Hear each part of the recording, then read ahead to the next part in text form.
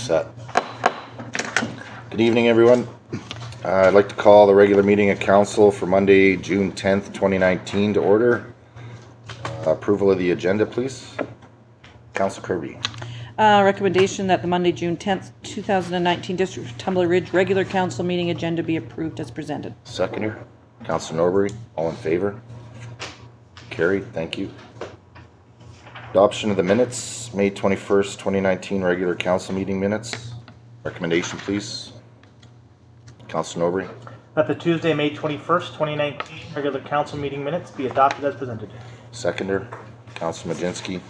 All in favor? Opposed? Carried. Any business arising from the minutes? Staff? No. Okay. 4.1, public update on Urban Reserve. So just the information that we released and closed last meeting. Any comments on that? Okay. Moving on to petitions and delegations. 5.1, Council of Forest Industries, Michael Armstrong and Archie MacDonald to present to council on the forest sector in BC and the region. Welcome.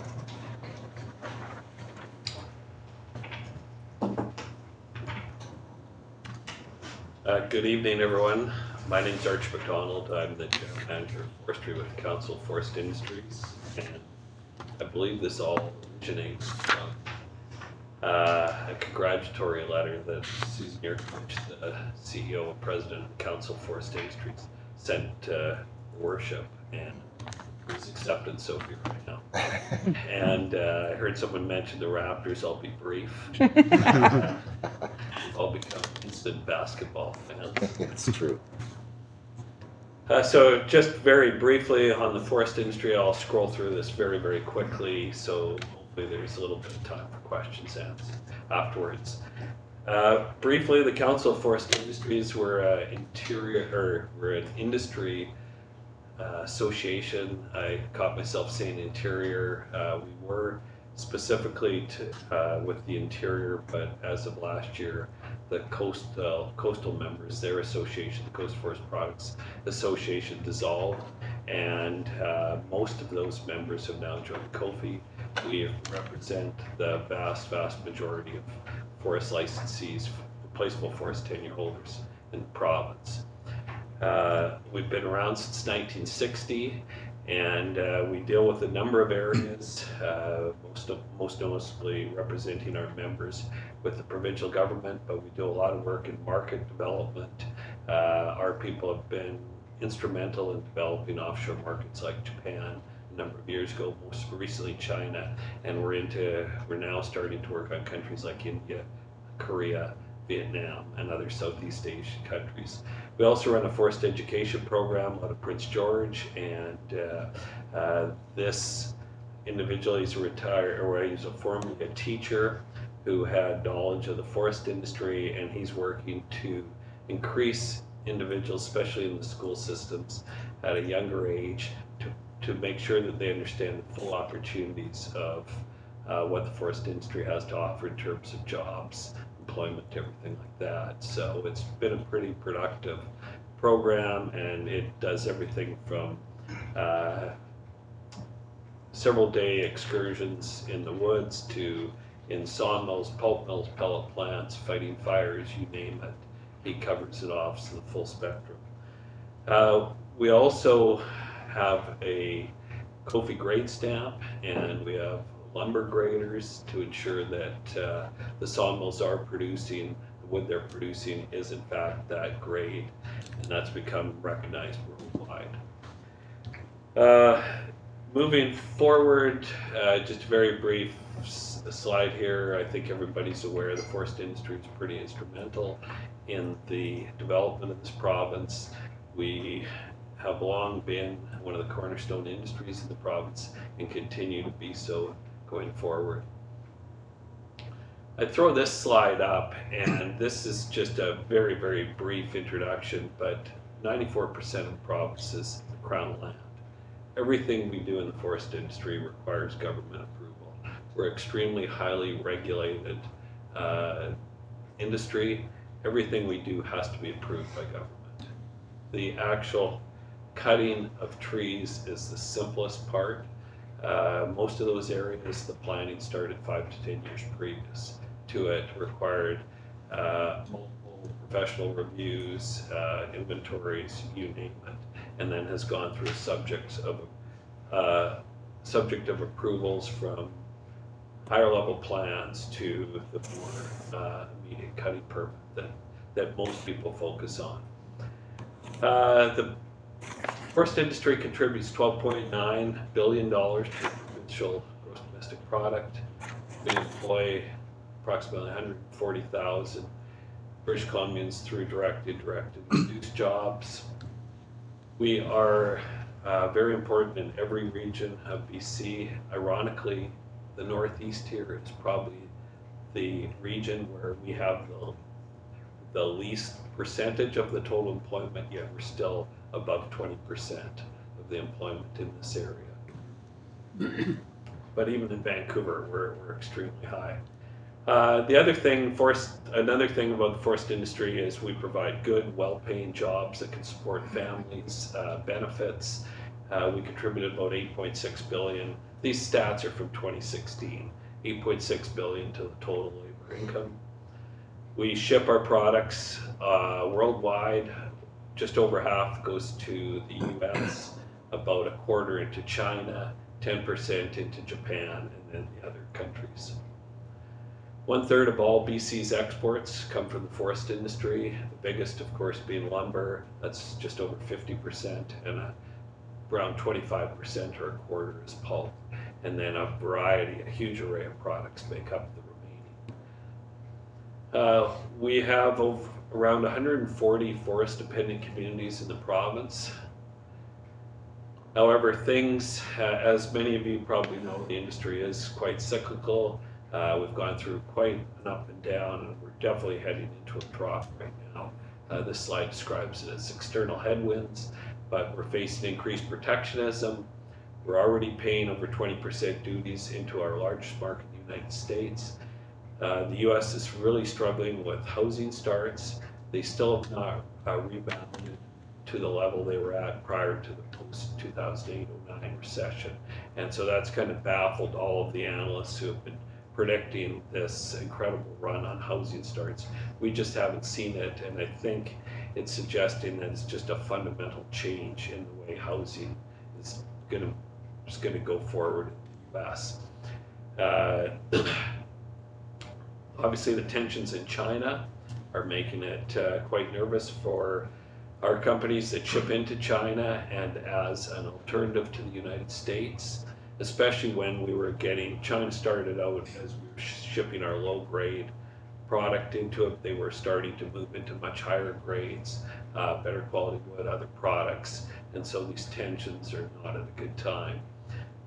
Japan, which has been a steady 10% of our product mix for decades now, is undergoing increased protectionism. They're starting to harvest forests that were planted several decades back, and they want to develop their own national industry. So we're very concerned about what might be happening there.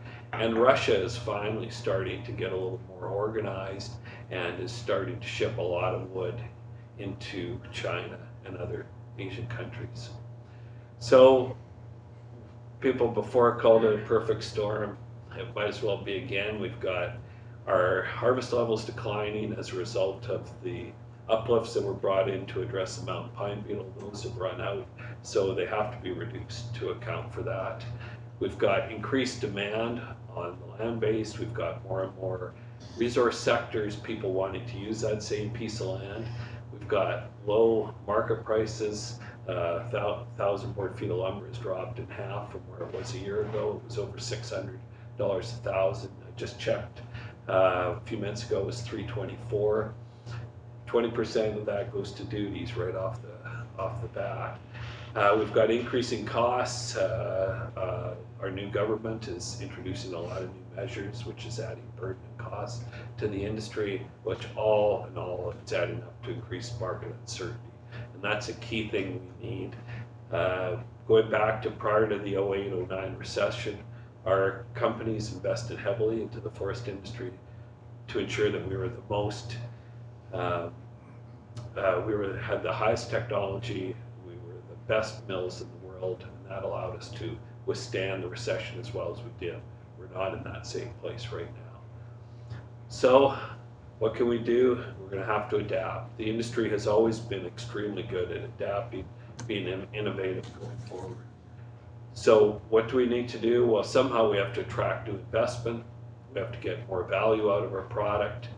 And we believe that comes from solid partnerships and developing much stronger relationships with our communities, because we believe our communities are the ones who are going to directly benefit or feel the pain, depending on how the forest sector goes, because those good, well-paying jobs are in your community, paying taxes, buying your products and houses. So collectively, we think we can get back to where we need to be, and that's competitive at the global marketplace. We're price takers, we're not price setters. We compete with every other country in the world to get our products into that market, so we need to get that edge. So how do we get there? Market and product diversification. We think people in partnerships is a huge asset that we've got. We need to have this predictable long-term timber supply so that companies will invest in BC and not the southern US or wherever they might invest. And in order to have that, we need to have access to that fiber supply. And you know, this might sound odd for me, but we need a very stable, robust regulatory system, especially for our environment, because we're always under the microscope. We're quite happy to have audits and to demonstrate that we do have probably the toughest environmental standards in the world, and we can, historically, we can maintain those while still being competitive, which most of our other competitors don't have anywhere near the standards that we have to live up to. So to get there, I mentioned partnerships. Our members are working very hard on engagement, partnerships, business opportunities, joint ventures, whatever best fits with their local Indigenous communities. We want to do the same with local, regional governments. We view local communities as partners going forward. We need to, we're like most other businesses, we're facing a huge retirement issue coming up. I mean, I'm not going to last a whole much longer. So we need to have the young people coming on board to take our spots. We need to continue to innovate.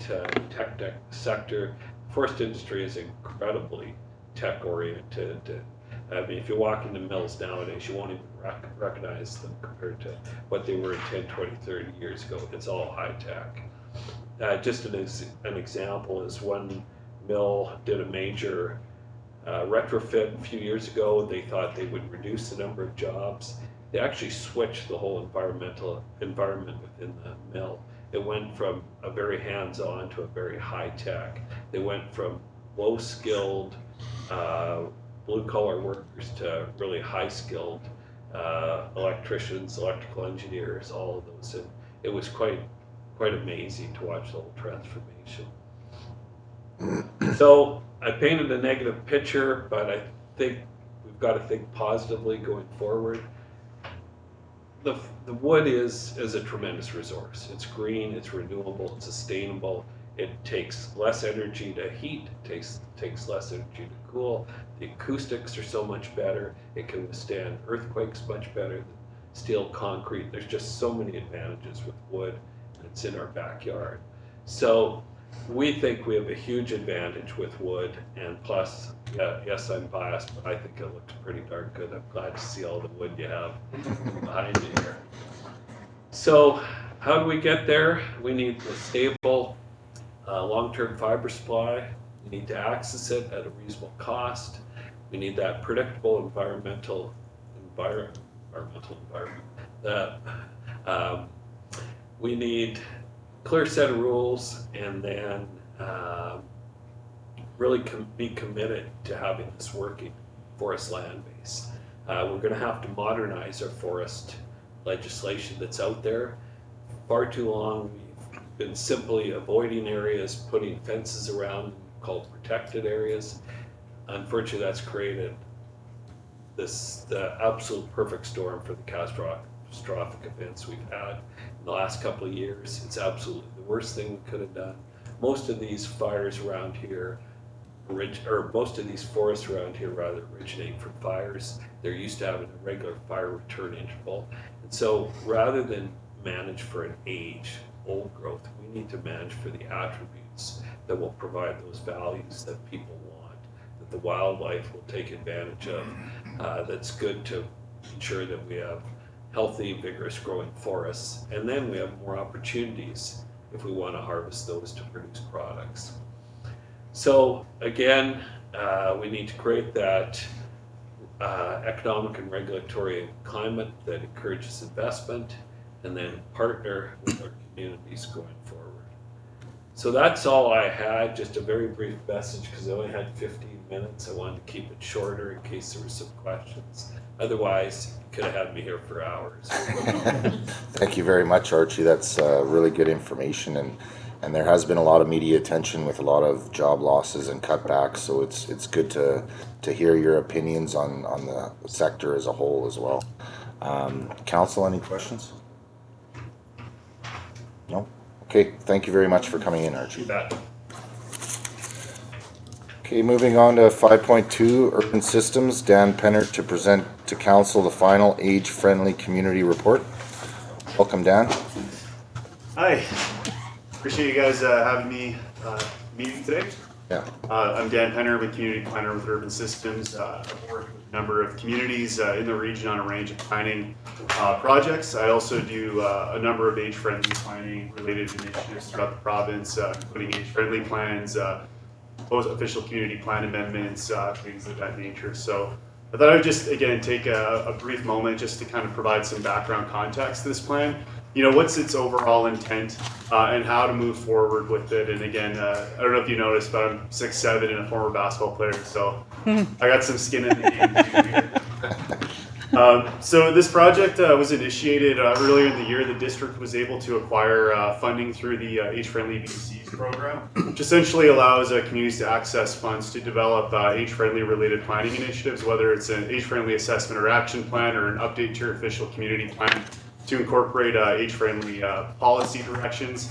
The decision was made to, pursue an age-friendly plan. But it essentially gives you a blueprint of, what are the strengths, what are the areas to kind of look at improving in terms to allowing your residents here to age in place, meaning to maintain a healthy, independent lifestyle to the greatest maximum extent in the community without having to leave. Now, you'll see on the title page that it says Tumbler Ridge Age-Friendly Plan, and then kind of in smaller text, a multi-generational assessment and action plan. And the reason why we included that is often initiatives that target seniors or oriented towards improving the quality of life of seniors have broader impacts on the community and can have a positive impact on different demographics. So while a lot of the contents in here are, again, things that we heard from seniors, this would help us maintain an independent, healthy lifestyle. They affect the entire community and really can, create a healthier community. So there's, if you notice when you go through some of these key action areas, you'll see these little kind of circular things.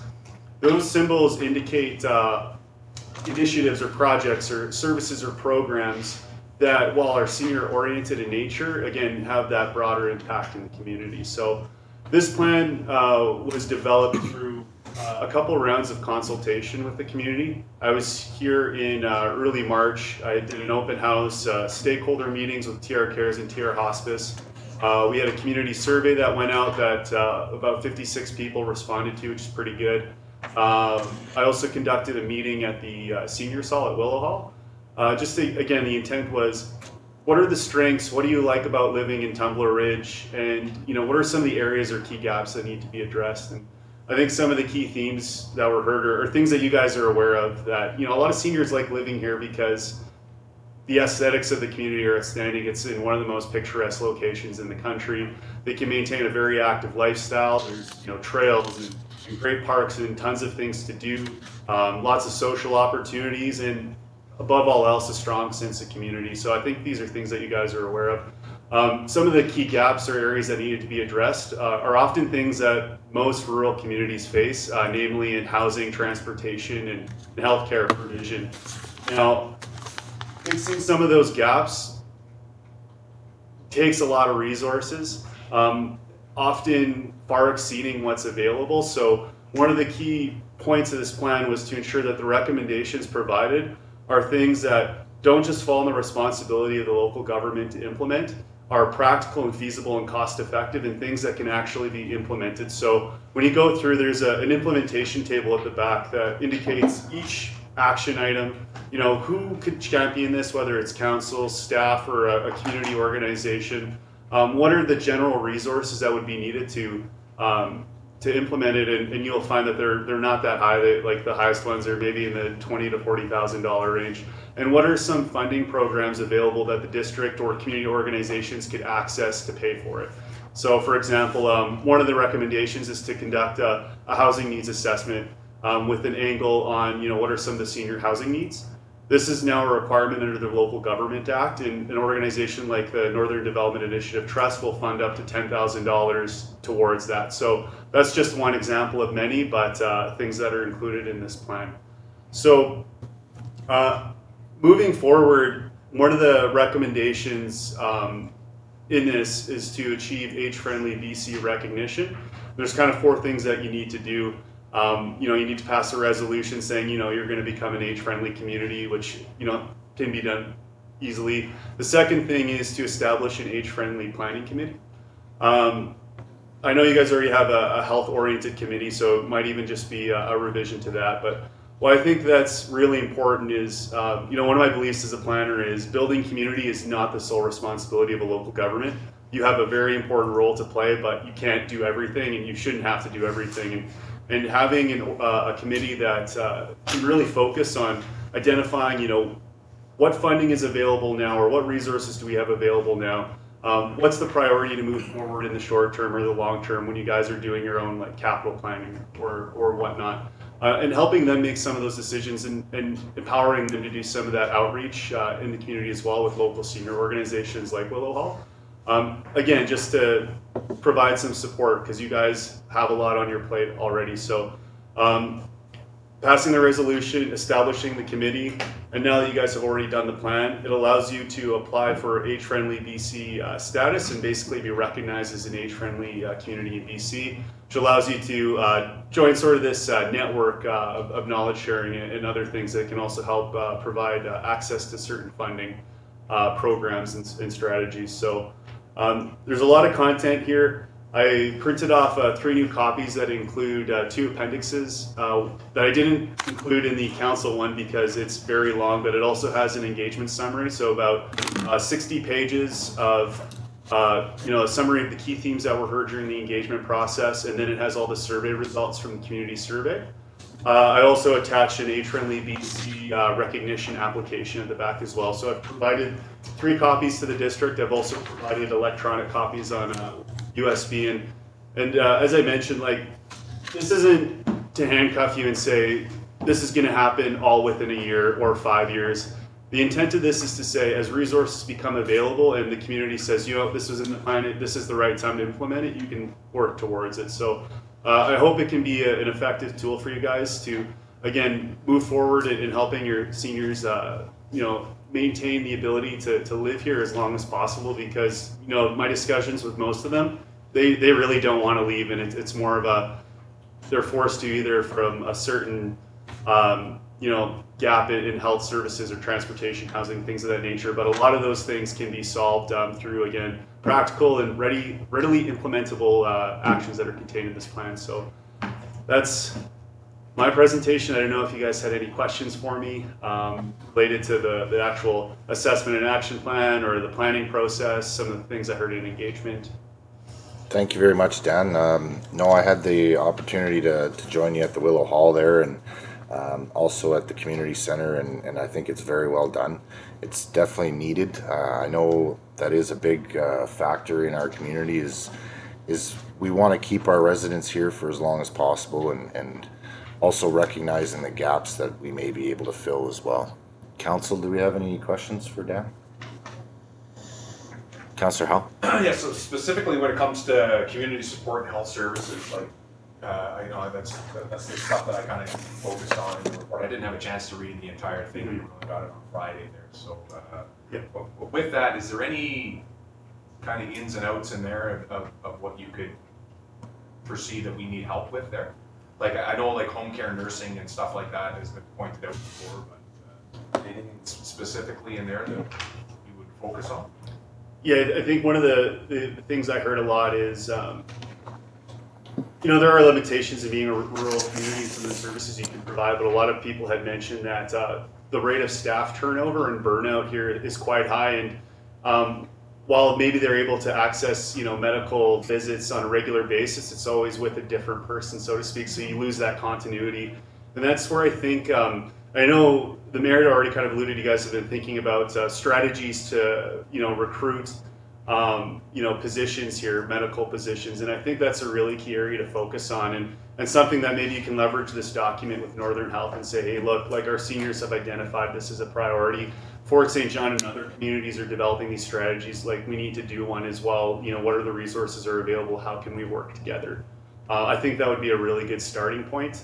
Another key area is, and it relates to transportation, things like Northern Health runs a shuttle that doesn't come down this route. Are there opportunities for the district to provide transportation or shuttle services, maybe in conjunction with TR Cares, to be able to allow residents to access that shuttle service in Chetwynd? So things of that nature. Again, are you going to be able to build a new medical center here? That could be tough, but I think initiatives like that are readily implementable and can have a really positive impact. So, Okay.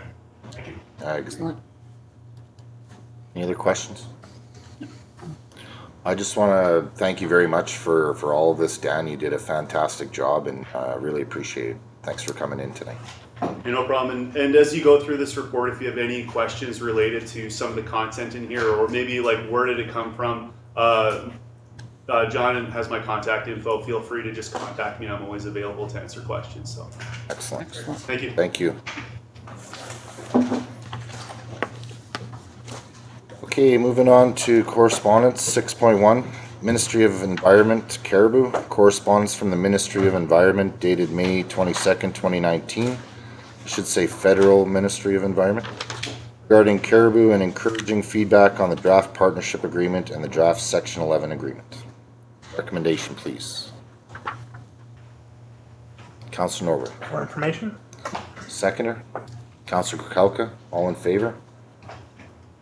Carried. Thank you. 6.2, Northern Health non-medical cannabis. Email correspondence from Northern Health dated May 16th, 2019 regarding non-medical cannabis recommendations on access and use. Recommendation, please. Councillor Lehman. For information.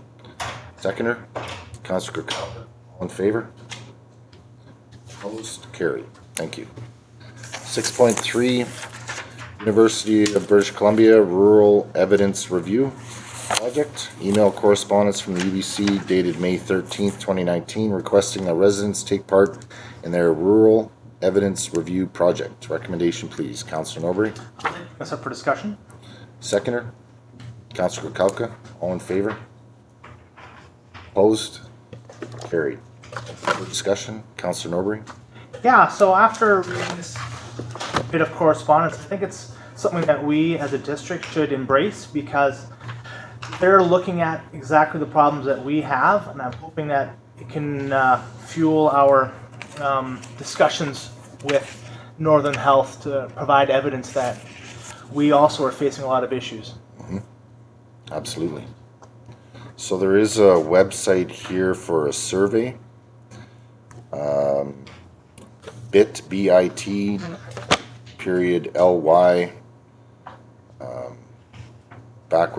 / rural evidence review. I had a look at it today and it looks like a pretty pertinent survey. Any other discussion? Okay. Yeah, I definitely agree. I think we should take part in this, most definitely.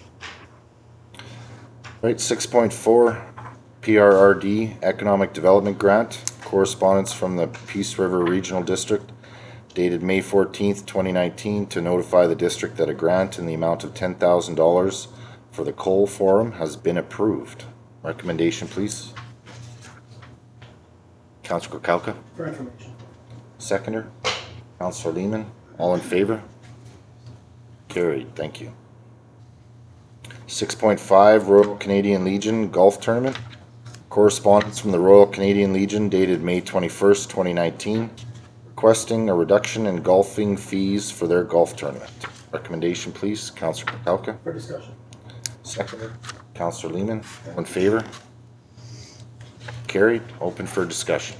Councillor Kukalka. Yeah, so I just think maybe if we're gonna be doing something that we had delegation here for the John Lemley's tournament, maybe we should look at the same thing for the Royal Canadian Legion.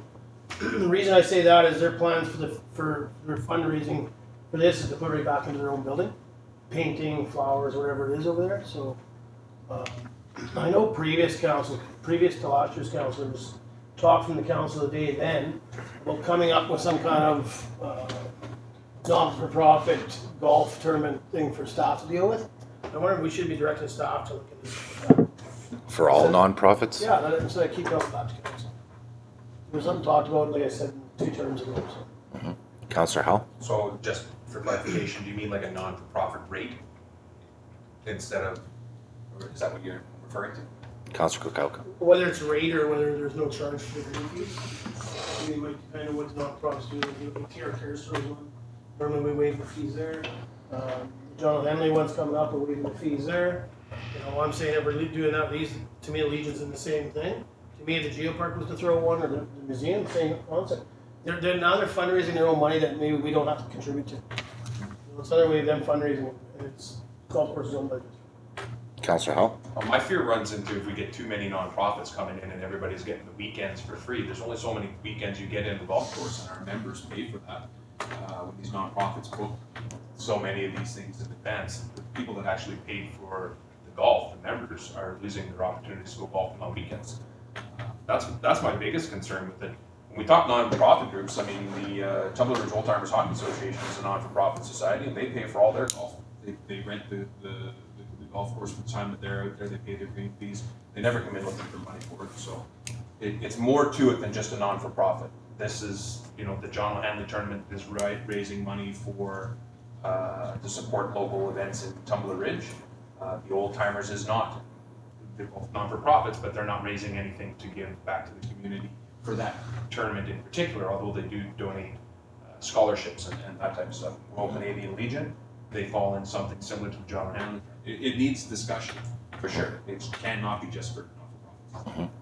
Councillor Kukalka. Yeah, and that's what I meant. There has to be some kind of criteria. You know, where the funds are coming, whether that comes back to council or not.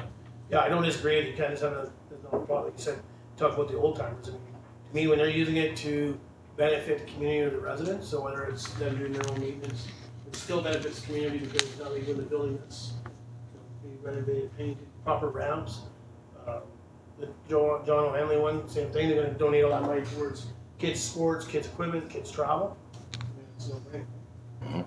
Councillor Norbury. Yeah, I mean, thank you, Councillor Kukalka, for making that suggestion for waiving the fees. I support that. In the Royal Canadian Legion wants to upgrade their building. This will give them the funds to do that. But I think we hit on a key point in that this could lead to a policy discussion on how we allow these moving forward. And yeah, certain criteria could be met. I think that's something we should be looking at. So, just so I'm clear, so you'd like staff to come up with a possible policy for nonprofits for fee waivers? Is that correct, Councillor Kukalka? Yeah, something similar. I know I talked to Mr. Wall in the previous council I was on. There's nothing found from the previous council that talked about making this, having a policy come forward to them. But yeah, I think maybe we should have staff work on some kind of policy that council can read over and tweak it if we need. That, you know, Dennis not coming in front of us twice this year already. Mr. Wall, there is that exempt group of nonprofits. I'm not sure the name of it again. Go ahead.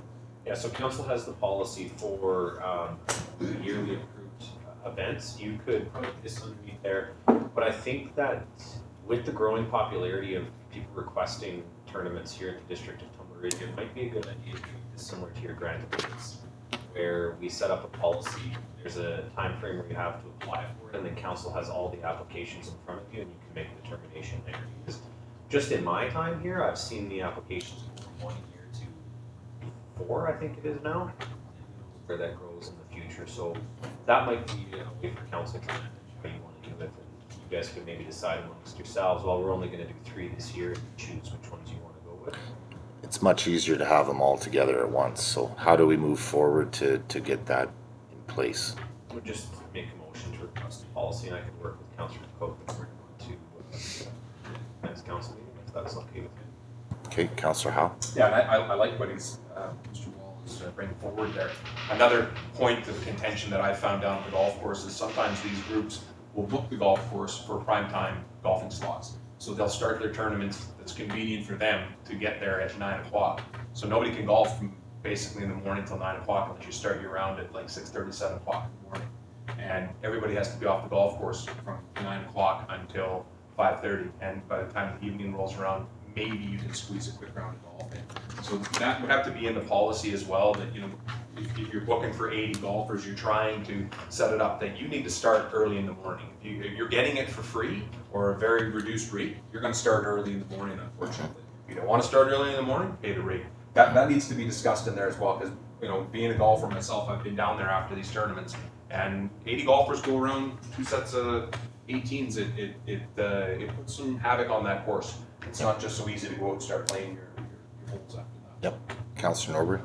Yeah, and we can even, to add to that, we can even limit the amount of people they take in to, or the amount of time that they can use the golf course for, because yeah, people are paying yearly memberships with the expectation to go out on a Saturday, and it turns out 15 Saturdays are taken up. Exactly. Would they want to buy a membership? Okay, so Councillor Kakalka, did you want to make a motion on that? Yeah, I'll make the motion that we have staff work and bring forward a policy back to council For for golf tournaments. for golf tournaments, yeah. Okay. Seconder? Councillor Lehman? Any more discussion? All in favor? Carried, thank you. Councillor Kakalka? I'd like to make another motion that we waive the green fees for the Royal Canadian Legion branch of Tumbler Ridge for their slated golf tournament. I don't know if there's a date there, August 24th. August 24th, yep. that date. Okay, seconder, Councillor Howe? Seconder, please. Councillor Norman? Open for discussion. Councillor Howe? So shouldn't we think this over instead of, you know, first time it's presented in our package we make a decision on? You know, generally, the rule of thumb is first heard and deferred. Right? You look at something, you think it over, and then you make the decision on the next meeting. I dislike making decisions on the fly during the meeting. So Councillor Lehman? Thank you, Mayor Bertrand. I tend to agree with Councilor Howard too, but I think this is, they're going to be using the money for their own building. I think just to waive the fees altogether, I think is a bit much. Like, it does say that, would you consider reducing the fees? I can see reducing the fees, but it's a district-owned golf course, and I mean, sooner or later we're gonna have to stop giving it away, otherwise there's no point in charging anybody. And I know most of these people are gonna be in these tournaments are already members anyway, so they're paid. But whether it's another $20 or $40 to go golf for that day, I don't think that's gonna be a major factor to deter people from entering these tournaments. So, yeah, I can see reducing, but I don't wanna give it for free. Councillor Kirby? Thank you, Mayor Bertrand.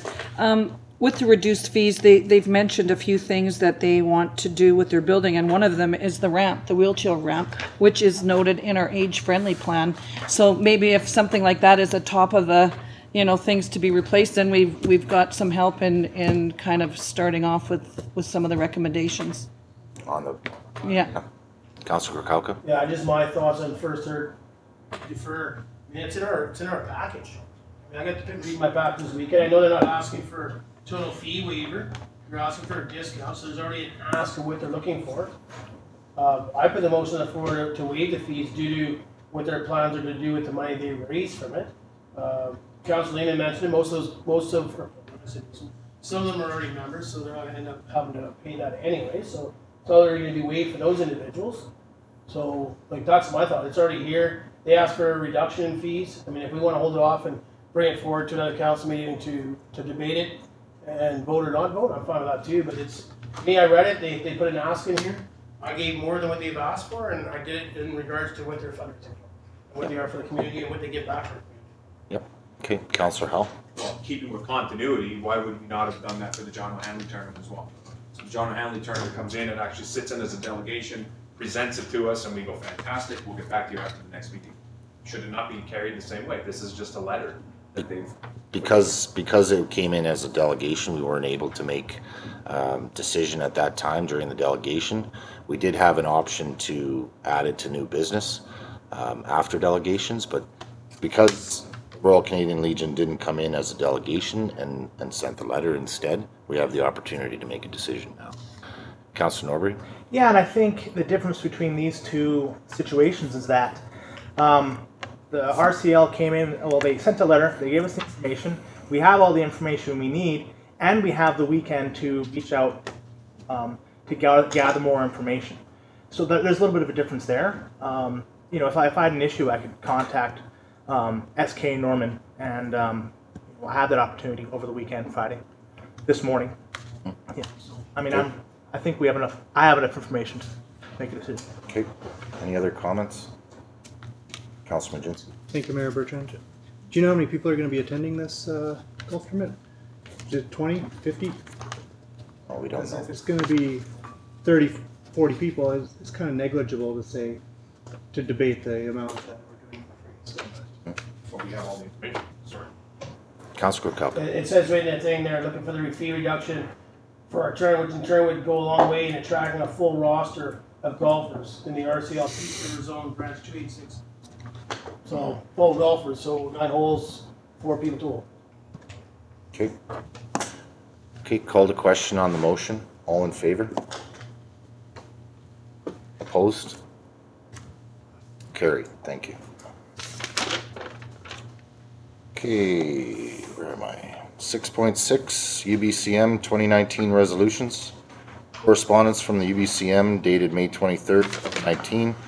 Informing Mayor Bertrand that the off-road vehicle resolution that was submitted by council will be presented at the 2019 UBCM convention. Recommendation, please. Councilor Kalka. Seconder. Councilor Majinski. Any discussion? Councilor Howe? I would have liked to have brought this for discussion. Okay. Right. Any other comments? Okay, call the question for information. All in favor? Opposed? Defeated. Okay, motion for discussion. Councilor Howe? Motion forward for discussion. Seconder, Councilor Kalka. All in favor? Carried. Councilor Howe?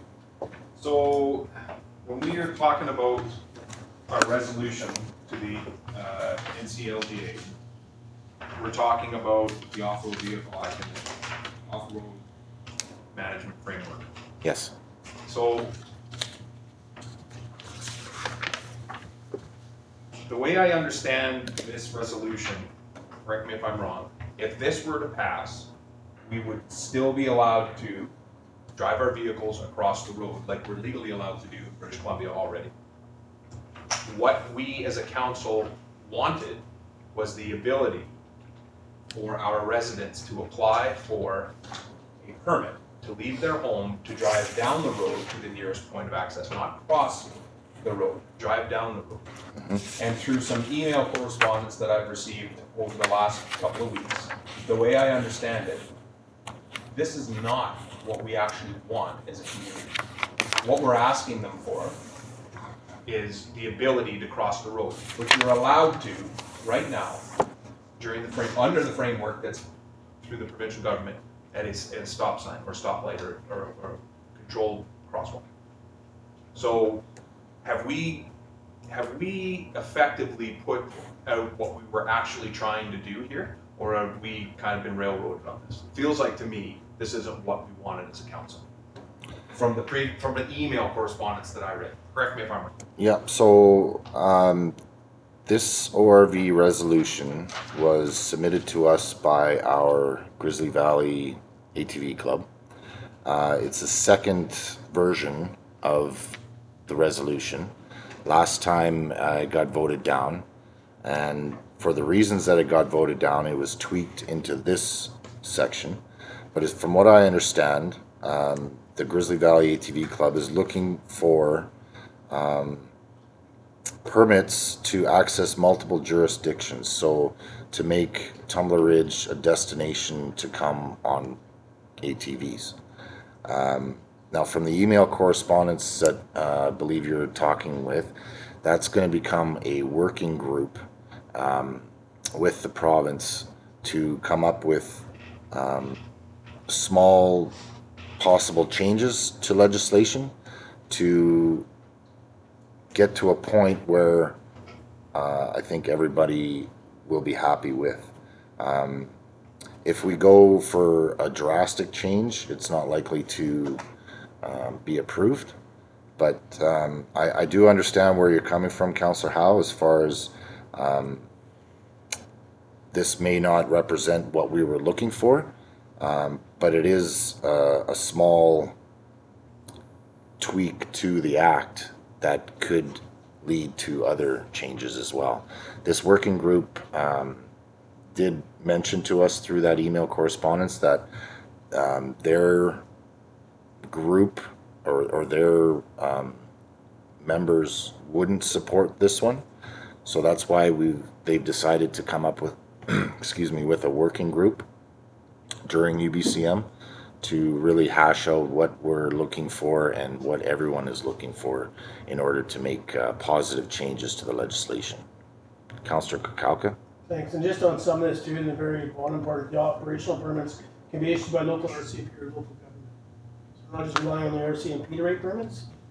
This was to pass an UBCM, they would solicit the government to allow our own local government stations, not just leaving it to the RCMP. Mm-hmm. Councillor Howe? I read from the email, the off-road vehicle management framework was primarily about the Off-Road Vehicle Act with only incidental access to highways to better connect the trail system on Crown land. When we talk highways, we talk of any road that we're in Tumbler Ridge, just the way it was explained to me. So we're not talking about incidental access. This was about the ability to get a permit to say go from point A down this road, across that road to get onto that access. And it's a concern to me that we've been spinning our wheels on this. We've spent copious amounts of money setting up four-way stops, cutting trails, changing our bylaws, putting everything in place so that we're ready to go when this thing falls into place. And then, 4 or 5 months here before this goes to UBCM, it isn't even what we asked for. It isn't even what I wanted. It isn't what I thought we were shooting for. Now we're going with what I call a dumbed down version that's not what we want. What we want is the pilot project that they're doing in the other communities. And I think we would be better suited to stop spinning our wheels on this type of a change to the ORV, to have one small incremental change here that may affect something later on down the road. Instead, maybe we should be looking for some way to get in on that pilot project. It's been done in other communities. Why can't we get the pilot project to Tumbler Ridge? And that, to me, is where we should be focusing our efforts on. I say forget the UBCM. I wouldn't even go to it. I'd throw that right out. I wouldn't even bother with it. Yeah, so this council did approve this resolution to go to NCLGA, where it was approved to go to UBCM. Yeah. Prior to knowing the information. The other information, yes. But I do think that us being part of that working group will open up doors for other opportunities as well. Councillor Norbury? Yeah, and I think try not to say your worship, but I'm going to say your worship.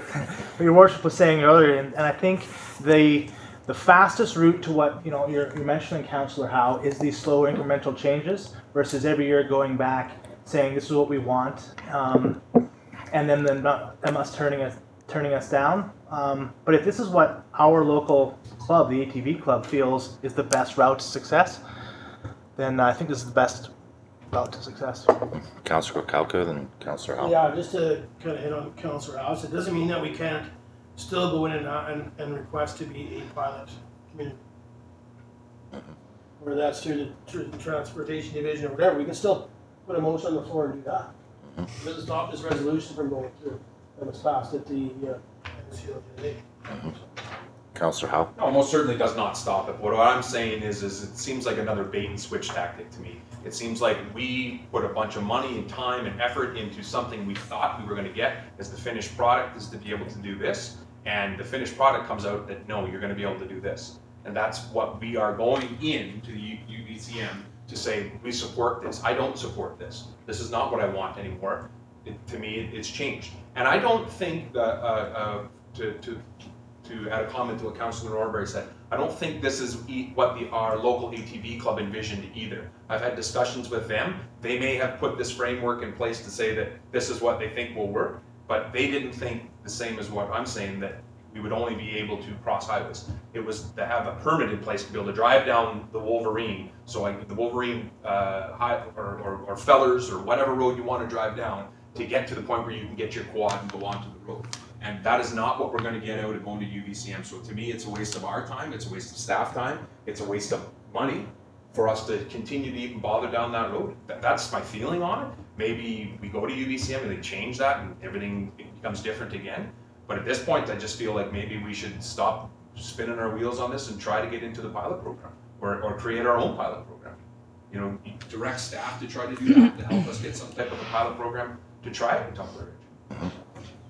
Yeah, I tend to disagree with you on this resolution. I do think if this resolution passes, which I have my doubts just reading the email correspondence, but if it does, I do think it gets us into a situation where we can mold this for the desires that you were speaking about.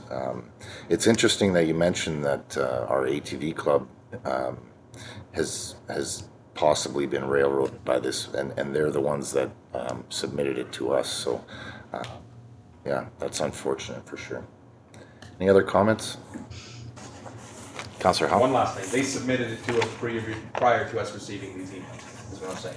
Correct. When they put this forward, they thought, if we put this at UBCM, we're gonna get the ability to drive our quads down the road under a permit issued by the police or the municipal government. But the email correspondence we have received that says, no, that's never what we were putting forward. And that's through the government, that's not through the ATV club. I don't know, maybe I got too much. Yeah, Mr. Wall? Yeah, so it's interesting, and I can't speak for what knowledge anybody had along the process, but the ATV BC Club is who's bringing this issue up, and it seems to me that they have addressed the issue that they have identified wanting to address. It doesn't seem to be a big issue in Cambridge because when we submit our permits or issue the RCMP, we have a very large area, so we don't have this cross-jurisdictional issue that are happening down to the south. So that's it seems to me that ATV BC is moving forward on the issue that they feel is meant to be with them.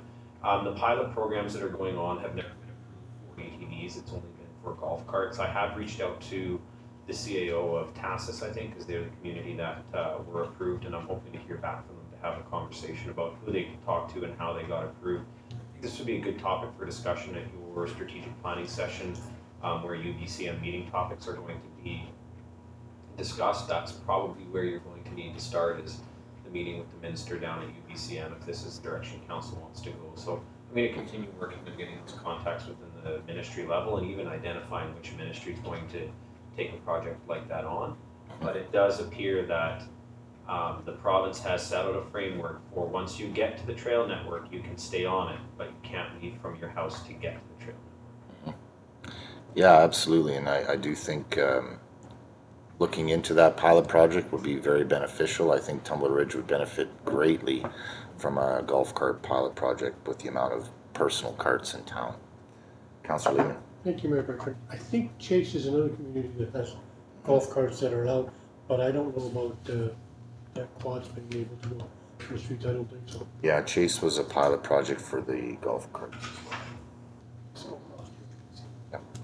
Councillor Kirby? Thank you, Mayor Bertrand. At this point, the meeting at UBCM, do we still have the option of having a seat at that roundtable discussion? Yes. Because I think we should. And I think Mr. Wall is correct in that we should have it on our strategic planning talks, and that we should also have a roundtable discussion or a P&P with the ATV club so that we can get on the same page before we get down there. Because I do think we've made a lot of the right moves, and we always are running into something, and we really need to have our local detachment on board with this, which they haven't been. So that's been something that we gotta find common ground. Yep. Because this is something that we wanna see happen, and then we gotta stick with it. Yep, I agree. That would be very beneficial, I think, for all of us to sit down, and as well as reaching out to ATVBC to really wrap our heads around what they're trying to accomplish through UBCM as well. Okay, moving on to bylaws 7.1. Council Procedure Bylaw number 678, 2019. Report from the Deputy Corporate Officer dated June 10th, 2019, to present the Council Procedure Bylaw number 678, 2019 for consideration and first two readings. Recommendation, please. Councilor Kalka, The council gives first reading to the council procedure bylaw number 678, 2019. seconder. Councilor Kirby, open for discussion. Okay, all in favor? Opposed? Carried. Thank you. Second recommendation, please. Councilor Norbury, Council gives the second reading to the council procedure bylaw number 678, 2019. seconder. Councilor Kalka, open for discussion. All in favor? Opposed? Carried. Councilor Kalka, The language be added that restricts delegations to 15 minutes, including presentation and questions and answers, unless a resolution to continue is passed by council. seconder. Councilor Majinski. Oh, you guys like that That one. was quick. Open for discussion. All in favor? Opposed? Carried. Thank you. Okay, new business. 8.1, Rural Dividend Grant. A report from the Chief Administrative Officer dated June 10th, 2019 to seek approval of a grant application to the Rural Dividend in partnership with the Tumble Ridge Mountain Bike Association for construction of mountain biking trails in Tumble Ridge. Recommendation, please. Councilor Kirkowka. The council approves a grant application to the Rural Dividend Partner Funding Stream with the Tumble Ridge Mountain Bike Association for the construction of mountain bike trails in Tumble Ridge. Seconder. Councilor Majinski. Open for discussion. Councilor Kirkowka. So I'm just curious, and I mean, I was gonna add the motion, but it was written out by staff there. What about like the pump truck? Like I know, talking with some of the people from the Mountain Bike Association, they've had some setbacks, so it looks like we're gonna wait a year anyways. And when I was down at the FCM, a few councils, we all got together and went to one of the trade fair booths, and it was all about mountain bike and pump tracks and stuff like that. And they talked about a dirt truck compared to a paved truck. So I'm curious if that could be used for a pump truck, or is it only for the trails? Well, I guess to the recommendation it says construction of mountain biking trails. But I think if we were successful on the grant application, I think it adds to the resources to pursue future endeavors. Councilor Norbury? I think the pump track has already received all the funding that it's needed. So I think this is for additional trails throughout Tumblr Ridge. Mm-hmm. Yeah, so Can we get some information from staff regarding the pump track? yeah, so for the original plan of the pump track, there is resources in place. When we were at FCM, the builder there recommended that we pave the pump track to decrease maintenance cost yearly. So that would add to the scope of the project as well. Mr. Wall? Thank you, Mayor Bertrand. So on the rural dividend grant, I wouldn't recommend it's something, the pump track is something that's added. One of the approved issues in it is destination trails, which is why this item is able to move forward. When it comes to the pump track, funds were approved through NDIT. Now there was discussion at SCM about it increasing that type of project to the paved trail, or the paved pump track, sorry. Now, there's money that's left on the table from NDIT in order, you can increase the amount of money that was applied into that funding stream in order to get the full amount from there. So if council wanted to work with the bike association to move that dirt track to a paved track, you could probably get almost all of that funded through NDIT's grant. and then you'd have the rural dividend for the Trails. for the trails. Okay, Councilor Majinski. Thank you, Mayor Bertrand. I'm actually going to be doing a delegation at the next TRMBA meeting. You'll be there as well. We're going to go over some of the benefits of going this new route, changing the scope of the project, how we're going to go forward with new funding to enhance a better product in the end, as well as our funding for our Trails Master Plan has been approved. So this would coincide most likely with that if we do a trail network plan, and we can go from there if those go through with that. So. Okay. Any other comments? Okay, so call the question on the recommendation. All in favor? Opposed? Carried. Thank you. 8.2, fee waiver request, John O'Hanley Memorial Golf Tournament. A report from the Deputy Corporate Officer dated June 10th, 2019, to present a fee waiver request for the John O'Hanley Memorial Golf Tournament for Council's consideration. I would recommend alternate recommendation.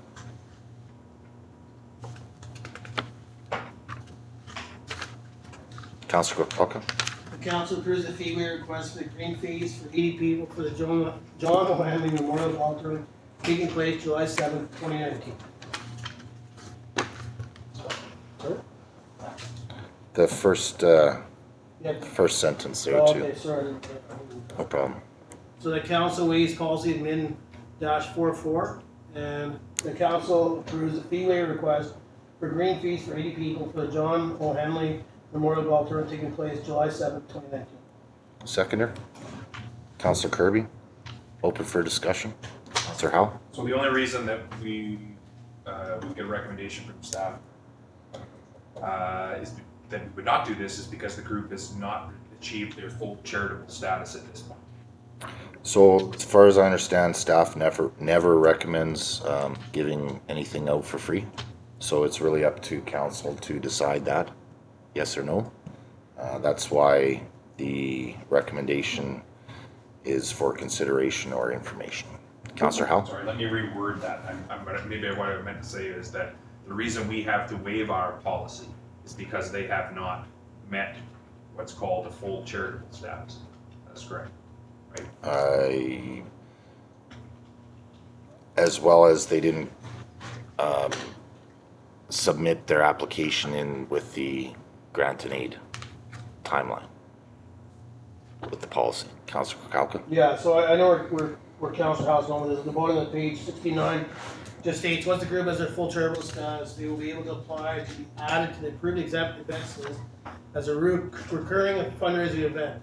If they so wish, under admin -38, this request would come to council for approval as the amount of the fee waiver would likely exceed 400. I believe that's what Council House talking about. So that's what he's saying. If they're on there, we would only be approving it because it would not be under the $400 value. Right. Any other discussion? Comments? Okay. Call the question on the alternative recommendation. All in favor? Opposed? Good. Thank you. 8.3, Tumbler Ridge Welcome Signage Lighting Options. A report from the Director of Economic Development and Tourism dated June 10th, 2019, to provide more information in terms of costs and viability of power lighting on the welcome signage. Recommendation, please. Councilor Kirby. The council direct administration to install the most cost-effective solution for signage lighting at each installation area. Seconder. Councilor Norbury. Any comments? Call the question. Oh, sorry. Councilor Lehman. Well, thank you, Mayor. $9,000 to light up a sign. It seems, I don't know, I mean, it just seems like a lot of money for 3 signs that's almost 30 grand. That would include tapping into existing as well, depending on where it is. Definitely estimates, but. Councilor Majinski. Thank you, Mayor Bertrand. If this is going to go into conversation, I'm going to have to excuse myself from this just for pecuniary interest. It might be involved in the sign making, so. Okay, go ahead. For now.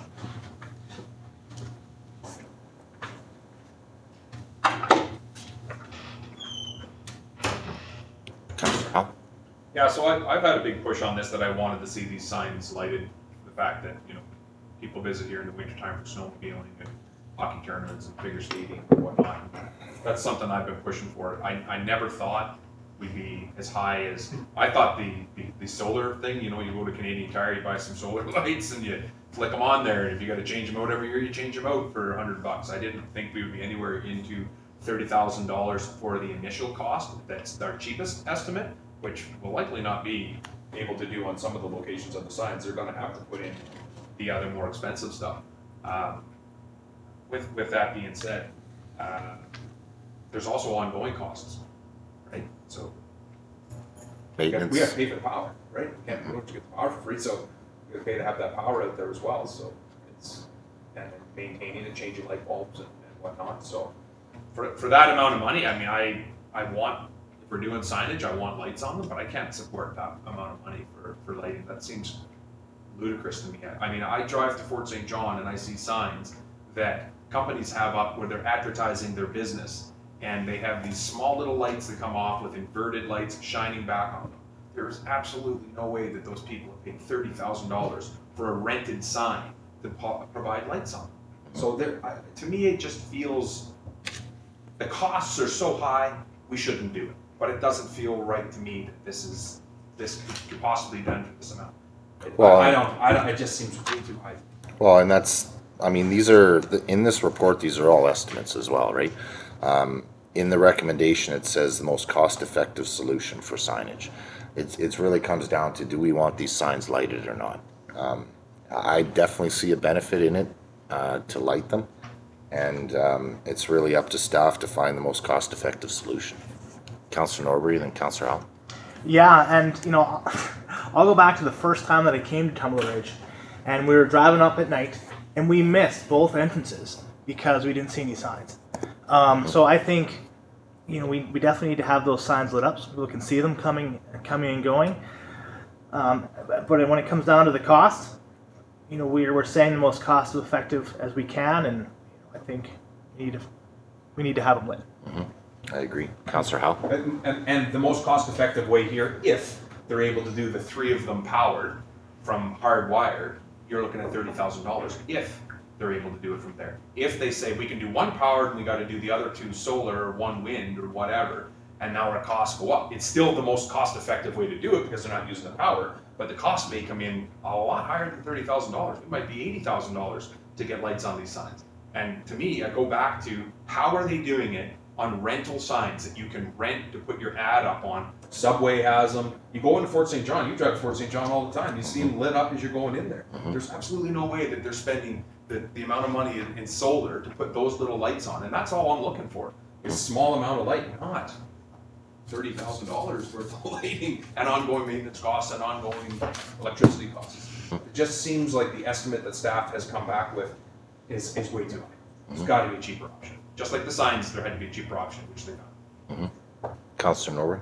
Yeah, I mean, if we're looking at those signs, you know, like for, you know, advertising, whatever, the cost of lighting is added into their monthly cost, right? So we're looking at 2 sort of different. We're looking at apples versus oranges in that. If we're looking at organizations that are paying for rental space, well, then the person who's charging the rent is going to add in that cost, you know, on top of it.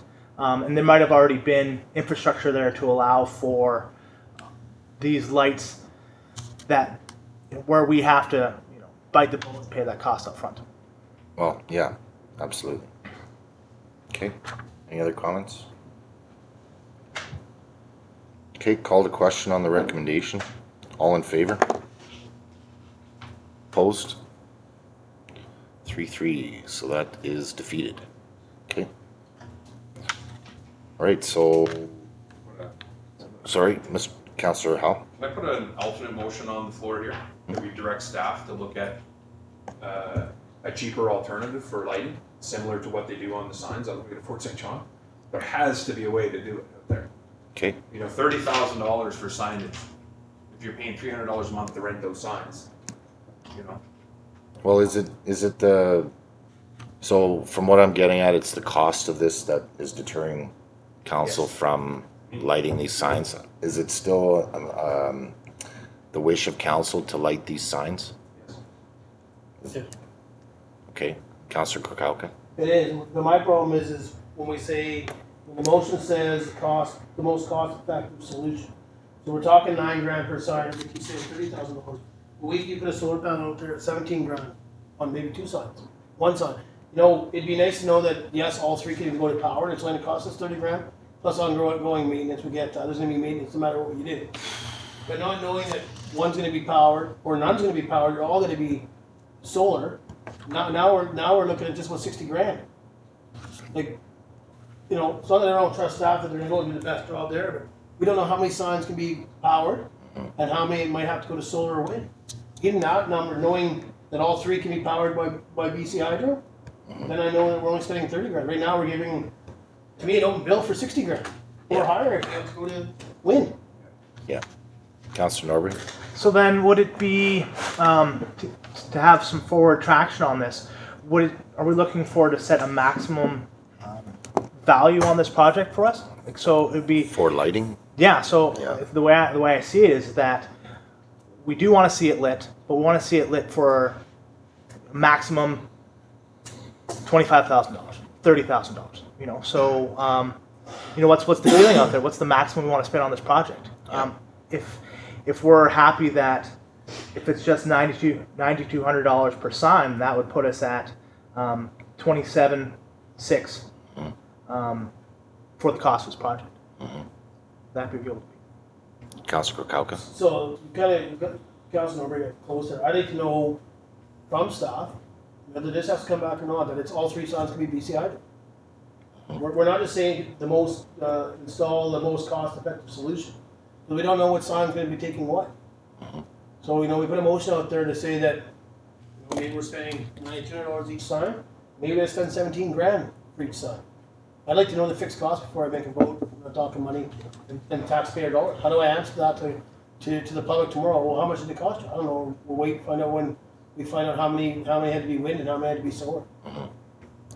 Yeah, and Mr. Wall, we haven't narrowed down permanent sites for these signs yet, Mr. Wall? That's correct. I think we're at the stage here with these signs that it might be beneficial for, instead of council asking for the different options on all these different areas, just to direct staff to bring back the final proposal on the signs and take a look. You know, let us go and figure out where we think we should put these. Let us go and figure out what the lighting option should be.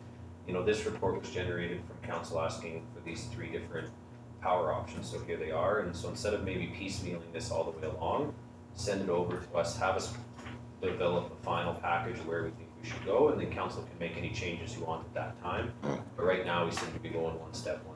Yeah, and I certainly don't want to delay this any longer. I think this project definitely needs to move ahead. We've recognized that the signs need to be replaced, and I think by us asking for more information, I think we're just delaying the project. So I do agree. I think we need to narrow down a final proposal and bring it back to council for that. But just suggest Mr. Wall. council direct us to bring back a complete installation proposal, including an estimate for all installation operation costs, and then we'll determine where we think we should go, what we think the installation cost will be, the design cost will be, the that lighting cost can be. Council can examine it. If you don't like any part of it, you can make the change, but at least you'll have a full proposal to look at rather than each just a section. Yeah, because there's still questions to be answered for sure. Someone would like to make that motion? Just trying to write it down, really. That administration develop a complete sign development proposal and submit to council for review. Okay, Councillor Norbury. As presented, can we do that? Did you catch that, Gene? Okay, good. Seconder, Councillor Howe? So even if we're in discussion, or am I second? Not yet. Did you want to second No, that? not second. Okay, Councillor Kukalka seconds. Open for discussion, Councillor Howe? Yeah, so even if, you know, the estimate the low end estimate was $9,000 per location. That would be running power down from the 3-phase to whatever single phase to utilize it at each location. That still to me is high. Like I was thinking that, you know, if there was already an area that has a transformer there, that it's a cheaper fix for $1,000 to put lights in, yeah, or whatever, $2,000 to run the power line down to it or whatever. I installed power in my industrial yard in Tumbler Ridge. It cost me $1,800 to put a pole in and run the power from a 3-phase into my shop. So I don't quite get where we get $9,000 from. Maybe they whack you when you're a municipality or whatever, but that's my concern, that it seems the estimate seems high. And then when we talk about a solar option, if solar option could be made smaller, or maybe it's not quite as bright, or I don't know. But to me, the value of the solar option seems high as well. So I don't even know if I would support what the motion that we've put forward is, which, you know, staff goes out and says, yeah, this is the cheapest option, is this $9,000 option. It still seems too high. Well, I think as an example in the industrial park, I definitely think the distance away from the pole was in your favor for sure. Out on the highway with those 3 locations for the front one, you know. Power lines go right over top of the sign on the coming up from Flappin Hill. Okay. Sorry, I'm Mayor Bertrand. Yeah. And over by Flappin Falls as well. Yeah. The power lines are right there. They're as close, if not closer than where I am. Mm-hmm. Yes, it includes lighting, but, you know. Yeah. I don't know. Yeah. That's Okay. all I'm saying. Okay. Any other discussion? Okay, Councillor Norbury. Yeah, well, I mean, if Councillor Howe, he can do it for $1,800, do you think you can work with staff and hook something up? I would definitely not recommend Councillor Howe be the electrician on that project. So I think we'll call the question on the recommendation. Sorry, Councillor Kirby. Thank you, Mayor Bertrand. This sign thing is actually driving me almost crazy for the last how many years. I don't know if we're ever going to be on the same page to get a vote going through. I am to the point where I don't want to look at solar or wind. I just want to look at 3-phase, get it hooked up. Whether it's the 2 highway signs and not these ones in town, light up the ones on the highway, I don't know, but I'm not interested at all in looking at the other 2 options other than just your 3-phase. That's my input. And if we can't go on that, I say we go to reflective paint and call it a day. Yeah. Okay, Councillor Kirkpatrick. Well, then my comment would be to Councillor Kirby is to vote to not vote in favor of this motion that's on the floor. I will not be. There's a recommendation on the floor that doesn't tell me or allow me to vote for staff to come up with the most cost efficient.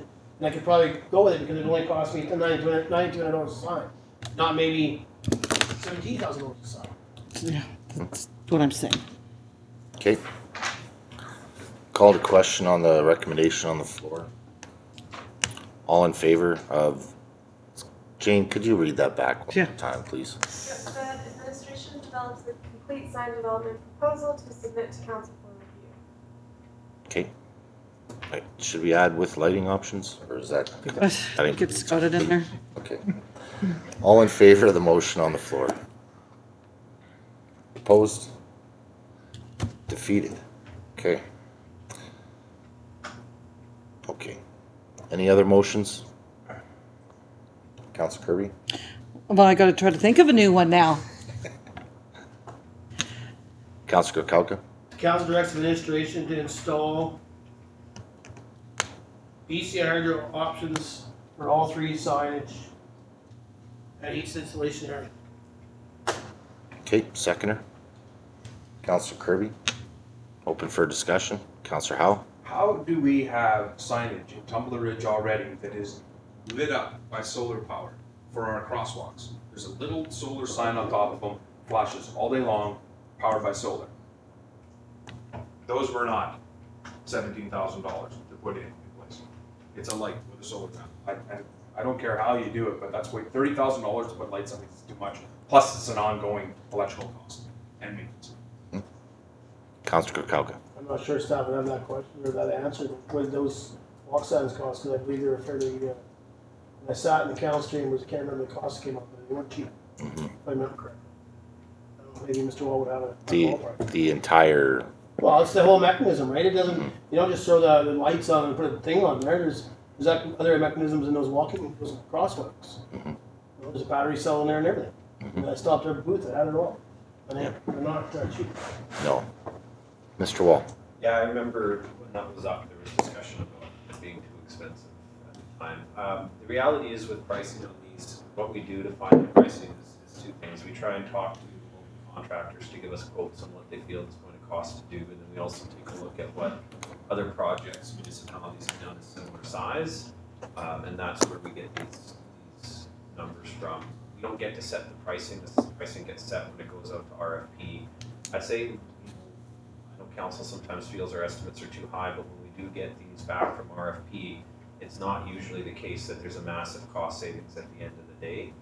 We don't get to set the pricing, and the solar costs on these, this is just directly taken from what Fort St. John had to pay to light their entrance signs, and we figure it'll probably be pretty similar for Tumber Ridge. I believe we had tried to get a quote for the BC Hydro option. We never did get a quote from our local contractor, did we? We tried to get a quote from our local contractor and could not, so we just had to go with estimates from other areas, and that's where that number comes from, but that's where we comes from. Okay, thank you. Councilor Kauka? So I just have a question, I guess, maybe to you, Your Worship. Now, to me, the locations of the signs would be up to staff, because now we're directing them to build a hook power tank. Not wind, not solar, the motion is for BC Hydro connection. Okay? So what were you trying to say there? I just want to make sure that's clear, right? So they're gonna be, the sign This motion that we have now is for BC Hydro connection. for the light. Yeah. So that means that signs will be dictated, like the welcome signs, would have to be put in a spot that would be BC Hydro hooked up. Correct. Correct. Any other discussion? Okay, call the question on the floor. All in favor? Opposed? Carried. For me? Thanks, Cam. Oh, Curtis. oh, thank you.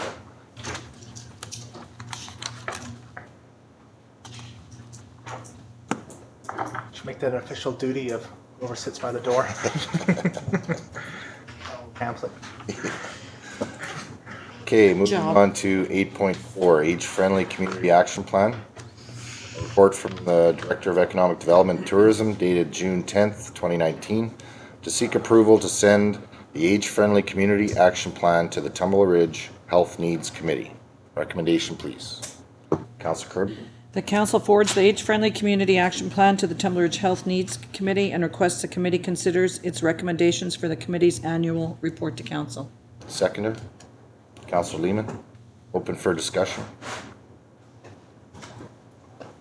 Councilor Kauka. So yeah, just curious, so we just had a delegation in regards to this plan, so get some intel and read it, then we have a recommendation within our agenda.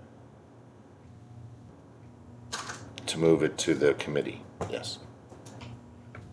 And then we have other delegations come in here, and if we know there's a delegation here looking for something, then why don't we add them into the agenda later on? To solve it. We just did that tonight. Yep. Just a comment. That's up to any councillor to add it to new business as well. Councillor Kauka. But if you're adding something, don't you have to unanimous vote, right? For new business, Mr. Wall.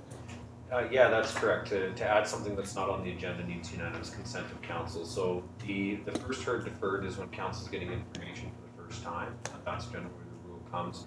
Council has in the past made decisions that are included in the agenda. It's not meant to say that just because it's a delegation, it needs to be deferred. If you have the report in front of you, you've got the information you need to make a decision. The age-friendly community plans came out and were on your council's wickets on the same time. Now, that's not to say you have to make a decision today. If you don't feel comfortable making a decision, you don't have to. You can defer it. But that's where it comes into, is that in the letter today, for example, correspondence from the Legion, the information was presented to council. You're aware of the decision you're being required to make, and so that's not first heard deferred. I'd say this is similar, where you had the recommendation as well as the plan when the agenda came out. It's not the first time you've got the information, so you're able to move forward. Again, not to say you have to, but but that's where that difference comes for first heard deferred. And that may be something for council to remember when you're dealing with community groups, when they're coming in and saying, well, should I come in as a delegation or as a letter? Letter is better where you put the information so council has it beforehand. The delegation can be supporting.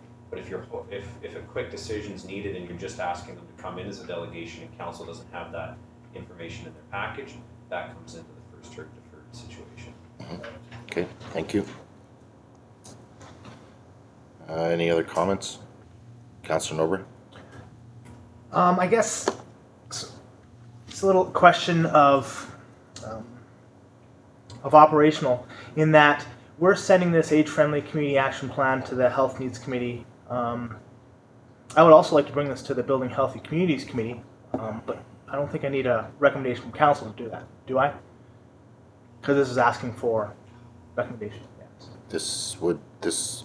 Sorry, Mr. Wall. That was my fault. Yeah. It should read the Building Healthy Communities Committee. I apologize. Yeah, so that's right. The Health Needs Committee is actually the Health Needs Task Force, and the one that you chair. Building Healthy Communities Committee. So can we make an amendment? Yes, please. I'd like to make an amendment to the recommendation that this age-friendly community action plan be forwarded to the Building Healthy Communities Committee as well. That didn't seem right. The only question I have is the as well or in place of. So where does the council want this report to go to both committees? Does council want this report to go to one committee? That's the only question I would have. So I guess I'll ask Councillor Howe, do you feel it in the task force, this would be helpful information moving forward? Councillor Howe? No, there is some stuff in here that's helpful, but I think that we're headed down A different path. We're having Dr. Helm is coming in to speak with Mr. Wall shortly about utilizing Marlene Morris. I don't remember Yep. who she's with right now, but the idea of what we are looking at or focused on is more related to healthcare needs in the home, not so much of Supporting. the community stuff that we're talking about fixing ramps and have more games down at the community center and have more events for them to go to. That's not what we're focused on. Yeah. And that's why I raised the points to him tonight about what he's seen in the health part of it, and he cited something that we haven't touched on, which was staff turnovers. We've talked about it, but not that the public is saying staff turnovers is becoming an issue. But that's to me, it's not quite what we're focused on. Maybe I'm wrong, but That's kind of what I was thinking as well, and I just wanted to double check with you. So I do feel that this is much more suited for the Building Healthy Communities Committee rather than the Health Needs Task Force. So I think we just need an amendment on this recommendation to change the wording from Tumbler Ridge Health Needs. Councillor Norbury? Okay, so I'll make an amendment that rather than the Tumbler Ridge Health Needs Committee, we use the phrase Building Healthy Communities Committee. Yes. Seconder? Councillor Lehman? All in favor of the amendment? Opposed? Carried? Any other discussion? Call to question on the amended motion. All in favor? Carried. Thank you. 8.5 Annual Fishing Derby Awards Banquet. A report from the Acting Director of Community Services and Facilities dated June 10th, 2019, to provide a fee waiver request submitted by the Geopark for their annual fishing derby event. Recommendation, please. Councillor Kirby? The council approves the request for approved exempt events application from the Geopark for the annual Fishing Derby Awards Banquet, beginning with the 2019 event request. Seconder? Councillor Norbury? Open for discussion. Councillor Howell? Yeah, I just something I don't quite get on this is 29th and 30th of June. So I assume the night will be the 30th, and they're gonna have a reception somewhere in town. They want to have it at the curling rink, I believe? Yeah. So I don't know. Maybe this is not really our mandate to get into or whatever, but to me, it just If I'm going fishing for the weekend and it's a long weekend, I'm not coming in on a Sunday night to go to a banquet in Tumbler Ridge. Yeah, I don't mean to be disrespectful, but that's my take. I'm staying out at the lake. That's why I'm out at the lake, is to enjoy the long weekend with my family. So I don't think they're gonna have very good attendance there. Just my 2 cents for it, so I don't know. That's my thought on it anyways. Yeah, I think they're wanting to have the awards banquet here in town to give out all the awards. Just more of a concerted effort to get everybody together in one room. Any other comments, Councillor Norbury? Yeah, and I think we're not using it. You're not using the space during this time. The geopark is a part of the district. If they want to put on an event, it utilizes the space we're not using, and if they're, I support it. Okay. Any other comments? So just so everyone's aware, the request for approved exempt events application, that's the one that I've been struggling with all day. That puts them on the list so that this request doesn't need to come back every single year. So just so everyone's aware of that. Okay, call to question on the recommendation. All in favor? Opposed? Carried. Thank you. Okay, 8.6, Geo-Interpretive Center. Report from the Acting Director of Community Services and Facilities dated June 10th, 2019, to provide a report to Council outlining potential expenses to the District of Tumbler Ridge for the outdoor maintenance of the proposed Geo-Interpretive Center.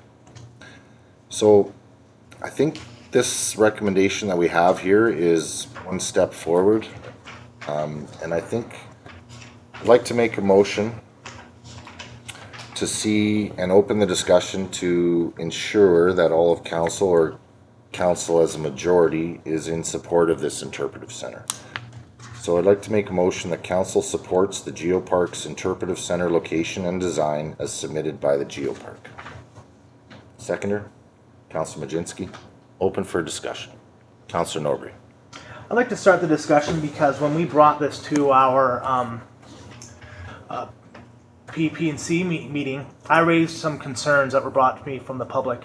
I withheld some comments because the plan for the Geopark moving forward is that they're going to provide a public consult period, which they've done, and we received the results from that ongoing consult today, and it feels that the overwhelming response from the community is favorable. And I think that being said, I think we should be supporting this moving forward as we are elected officials by our community. Our community has said that they support this. The people that answered the survey or showed up to the engagement are in support of it. I can't say 40 people is the community, certainly, but the percentage-wise on the statistics, absolutely, there's clear support for it, but you have to look at the participation of it as well. There's 40 people coming to this engagement that are overwhelmingly in support. There's 2,000 people in the community, so. Any other discussion? Councillor Karkalka? Yeah, so, a couple things. Hartford Gardens are still a concern I hear. I have been in contact with Sarah. She hasn't, there was an alternative location given up. She has not heard back from them, so I still think that's a thing that they're gonna have to deal with to try to figure that out. Overwhelming support is 41 people doing the meet and greet. I just pulled the numbers up now from the email we all received. The number of people, it's always 41. I know they're trying to do their engagement. We've used a few different locations, but I also think maybe not getting out there advertising what their engagement's about could be seeing low numbers turning out. I don't think people are totally aware of the design and what they're planning for over there. I know there's lots of people. There's probably in the 40s that are fairly upset with the Hartford Gardens. And that's been wrapped up pretty good on Facebook, and you can read that all you want. But even just locally at the store or down today at the go-karts, there's some comments made in regards to the Hartford Gardens. Some signs are already missing from there. I thought maybe we took them off to clean them, but whether that's maybe someone took them. I think the cart is definitely before the horse here in regards to what the motion is on in the agenda. I know you just put a different motion on the floor, which I don't know if that's adding something to our agenda without having a vote about it. I think it's pertinent that we have this discussion to find out if there is support throughout council for this before we move on to any other discussion, really. The Geo-Interpretive Center, we have had the delegation, we have been presented the plans, but we haven't really had the opportunity to discuss if we are in support of it as council. So I don't believe it is, but Councillor Krauka. Yeah, I don't disagree with that. Maybe that's what we should have in our agenda, is what I'm saying. This is, as an item on our agenda, this is our opportunity to discuss. Councillor Kirby? Thank you, Mayor Bertrand. You know, when you say 44 people answered the survey, if you look on our age friendly, there's 55 who answered this one. I mean, it's hard to judge by participation on this. I'm for the Geo Center myself. I kind of look forward to having something new downtown and taking a new direction and adding something that should bring more activity to the downtown core. So if you're just looking, I'm for it, and I'd be for the 15-year lease at this point. Councillor Lehman? Thank you, Mayor Bertrand. I like the idea of an interpretive center, but I would like to see more input from the residents. I mean, I don't know if we can have a display in the rec center or something, but have it advertised so that people can come and have a look, and then maybe put down some comments and see what they think.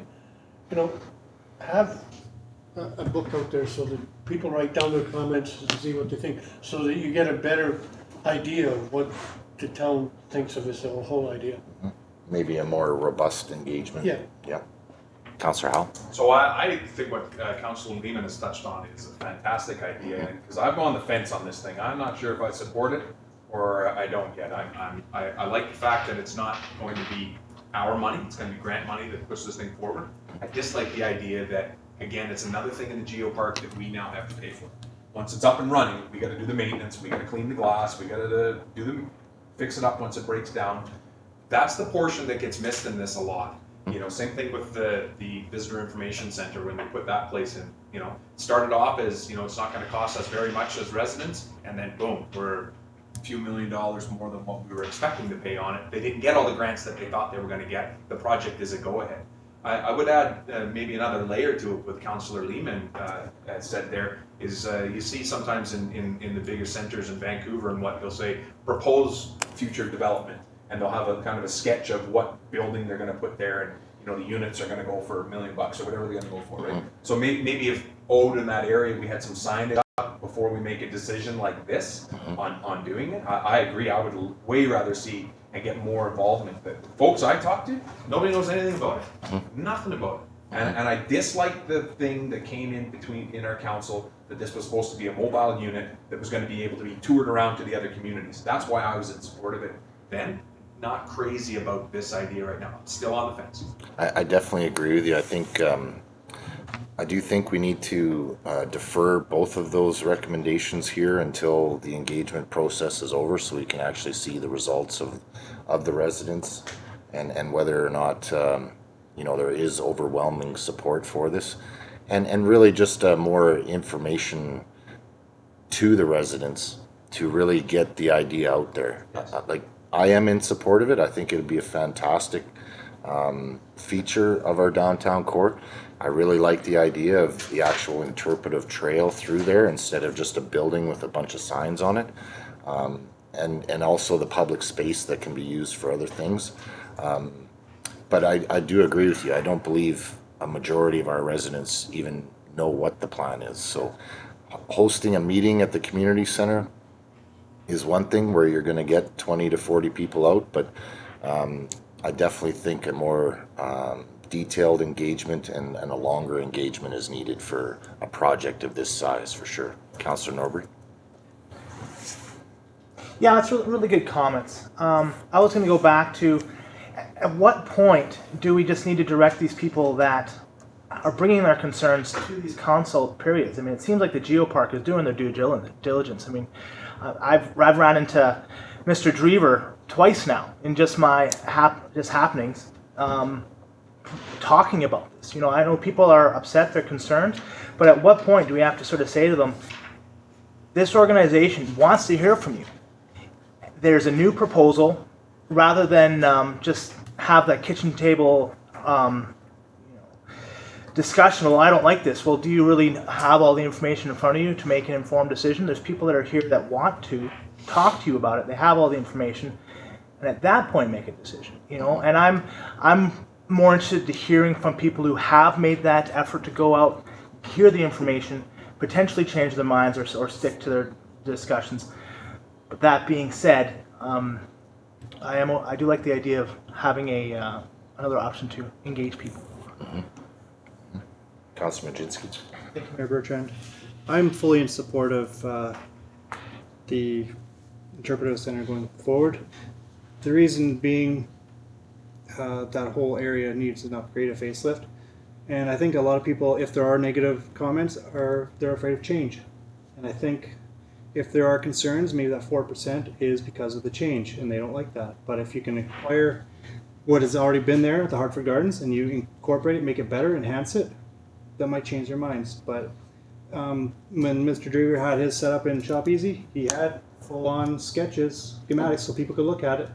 The whole scope was there. So for people to see it, they could physically see it, and he was there to tell them what it was all about, what was going where, what the whole purpose was, and so far so good. Maybe another week and that should be more than enough time for public outreach, and they can come back to us, and if they have concerns, instead of coming to the Geopark and having it out with them, talk to us, because we're the voice for the public as well. We can raise those concerns here. But since then, I haven't heard a word from nobody. Okay. Any other comments? Councilor Lehman? Just the other thing before, I think anything else thank you, Mayor Bertrand, is get the Hartford Gardens resolved. And once that's out of the way, then I think that's a big hurdle that they need to clear first. Yeah, and in my first meeting with Geopark, that was my biggest concern, was the Hartford Gardens moving, and they are fully in support of incorporating that garden and really commemorating the Hartfords somewhere within that project. They realize the significance of that garden as well. It's not like they're trying to railroad that Hartford Gardens at all. So they definitely understand. Pardon me? Good choice of words, really. Okay, so Councillor Kirby. Thank you, Mayor Bertrand. So what are the timelines that council is going to be happy with to have another consultation? Because do we have any? Are there timelines for the Geopark on getting anything started, anything ongoing with this? Like, I feel like they've done due diligence. I just want to know what we're looking for specifically to having another open house on this issue. I'm just kind of not sure where you want to go with this. Councillor Lehman. Thank you, Mayor Bertrand. I'm not disputing that they've done their due diligence. Yeah. The only problem is people in Tumbler Ridge tend to ignore stuff until it's too late. And then everybody gets up and they start to complain. So we put it in, I don't know, if we put it in paper, put it in a flyer. You have until the 25th of June to bring up any concerns that you have. If you don't like it, tell us why. If not, that's fine. But it just gives them an option, because it's going to come down, if we go ahead with it, they're going to, well, I didn't know, or why wasn't I talked to? So I think, and it's the same with us, age friendly, the information isn't getting out to a lot of people, and they don't seem to be getting it. I don't know why, but it just doesn't seem to be getting out. So we need to make sure that the information gets out to the public so that they know they have a certain amount of time. Councillor Kirby. Thank you. So we've had delegations, it's been in the newspaper. We've had, the Geopark has had several open houses. So one more, it just seems to be that it's just this never-ending cycle. Either we're for it or we're against it. I think we've had enough information. Myself, I feel like we should be at that point to either say yay or nay. Okay. Councillor Kokauka? Yeah, and I don't disagree with Council Curry. I guess some of my insight is, and maybe I missed it, but in regards to their engagements, I believe it was all advertised over Facebook on locations. Nothing in the paper about the engagement process coming up and where the locations would be. None everybody is tagged to Facebook. That is concerned. If it was in the paper, I've missed it, sort of other people. Because I've talked to people in the last few days and they were unaware. And I said, well, they were here one day, I believe the golf course, and I believe the community center so far. And they're still doing one more. But if it's only advertised on Facebook, not everybody has Facebook. Right? I believe that's why our town policy is to advertise in the local paper. And if we didn't have a local paper, we're advertising elsewhere when we do stuff for the district. So I think people have to have it out there. I mean, I think, you know, it's our job too. I mean, I believe when it first came up, I was actually in Quebec when I got an email or text, whatever came through, asking if they could use our location. Which obviously I support. I mean, I like the concept. It's changed a lot compared to the first concept I seen in the previous council. So, I mean, you know, there's lots of things I've discussed with Sarah and some of the people at GFR on my own. And Hartford Garden's one of them. Like, there's a location that would suit all the Hartford Garden being picked up and put into another location that's privately owned, was still within the downtown core on a main thoroughway. And you know, I just talked to her tonight. She still hasn't heard back from the garden club. I mean, that's only 3 or 4 people, and I understand it's hard for change. And Councilor Majinski mentioned that. You know, but I think if you can keep that whole Hartford Garden together and not uproot it all, and they're not going to implant it all into this design anyways. I mean, I know they talked about keeping the rock and the tree, but most of the flowers or whatever there aren't native to here, so they were going to keep those. So there was another location, and they just haven't heard back. And I just think, you know, we have to give everybody a chance to talk to them. I agree. Councillor Howe? Yeah, so to Councillor Kirby, what I would like to see there is I'd like to see 2 giant poster boards, plug your ears, Councillor Mazinski, two giant poster boards up there. One that has a picture of what the concept is that they're going to do there, and one that states out the facts. And if you want to contact somebody, contact a councillor, Geopark, or whoever. And like, I think it's super important for people to realize this is not District of Tumbler Ridge money going into this, right? That's the sell for me, right? If you're saying we're not paying for this, NDIT is paying for this, we may have to pick up the maintenance cost, which we estimate at $10,000 a year. If you put those types of facts out for people to read as they drive down the street, and if you run into somebody 6 months down the road once construction started and they said, I never knew that was coming, and you guys are wasting all your money on it, facts are on that sign right there. I think that's what I'm looking for. The type of community consultation process that we are continuing to use in Tumbler Ridge, I don't think work. I think you only get the people to respond to it that want to be involved in that portion. And that is Skewed. It's totally skewed. And to me, that's why we're in these positions, is to, yeah, you can look at that information if you get, you know, the community survey we did when we had the vote, when we were voted in, that was a large representation of the community, because you had to have a vote, or it was very easy to do it. But that's what I'm looking for. And to me, I really don't like the fact that you can come in and say, oh, well, they came in and presented it in your policy and priorities committee meeting, and we've seen this lots. No, this is new. This is totally changed. The first time I seen this in the PPC meeting was a complete concept change. You may be in that realm with those folks that talk about this and deal with this all the time, but me as a councillor who's up on this, probably more than 90% of the people in the community, I had no idea that was changing. That was going from a mobile unit to this grander thing that was going to affect the community gardens and all of this. So it's a tough statement to make. If you want to reach out, try something different. That's not necessarily our job to show them how to do it different, but I'm not in support at this time because I'm just not sure of things. Okay, Councillor Majinski? Thank you, Mayor Bertrand. I think what the Facebook issue is, you read it on Facebook, so you go and see these consultations. I don't think that's the proper avenue. I think people go out, if they don't have Facebook, they're probably going to go to the grocery store, they're probably going to go to the community center, so that's when they get the outreach from them, not because they read it on Facebook and then go to that location. I think it's because they miss out, so they're actually engaged, they're in the community, they're moving around, they go to the visitor information center. That's why they're seeing where these outreaches are. That's why they're out there, they're in person all day long, so that people that don't have Facebook can actually see where they are at. Instead of, because yeah, if it's not in the news, there's no flyers put up, then yeah, if they have these sit downs all day long, obviously they're going to reach a bigger public, so I don't think the Facebook thing is a huge issue. Okay. So I do agree. I believe more engagement with the community is needed. However, I am in support of this motion on the floor to move forward, but I will entertain a motion to defer if anyone would like to. Councillor Norbury? So I'd like to keep the discussion going a little bit, and what number would be acceptable to council? Do we want to see 100 people respond? Do we want to see 200 people respond? Because, yeah, I do understand that we want to hear from as many people as possible so we can be the best representation. But how do we know this doesn't just scale up? You know, like you can take 41 people, sorry, 46 total, 4 negatives. So, you know, you can scale it up. For me is, at what point do we say that this is good?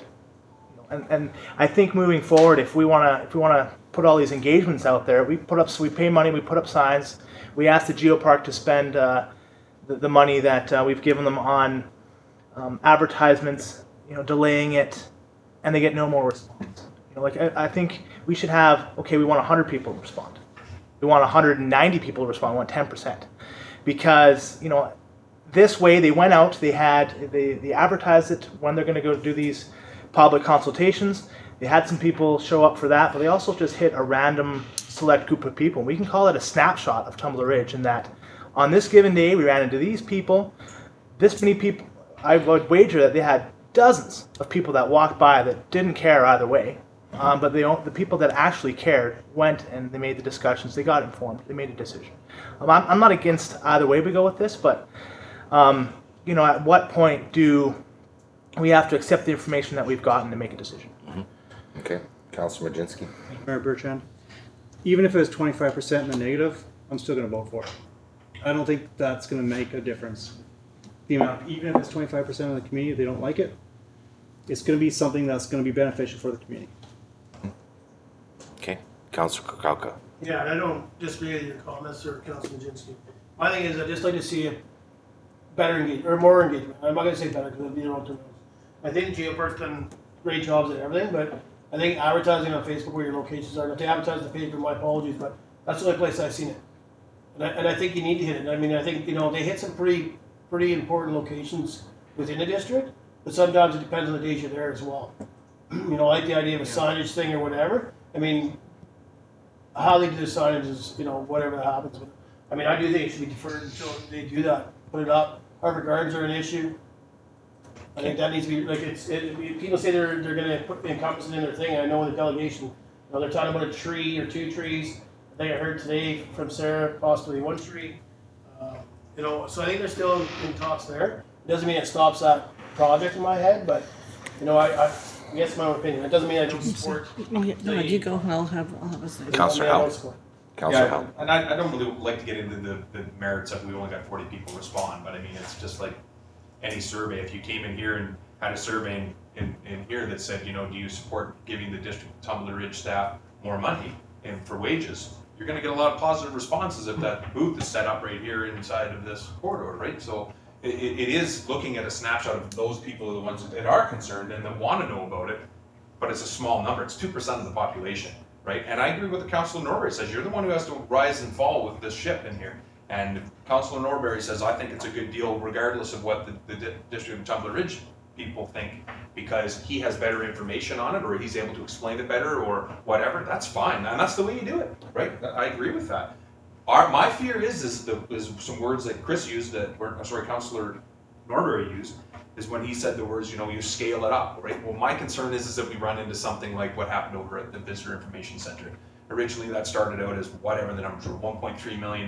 We were going to get $850,000 from community grants and funding and blah, blah, blah, blah.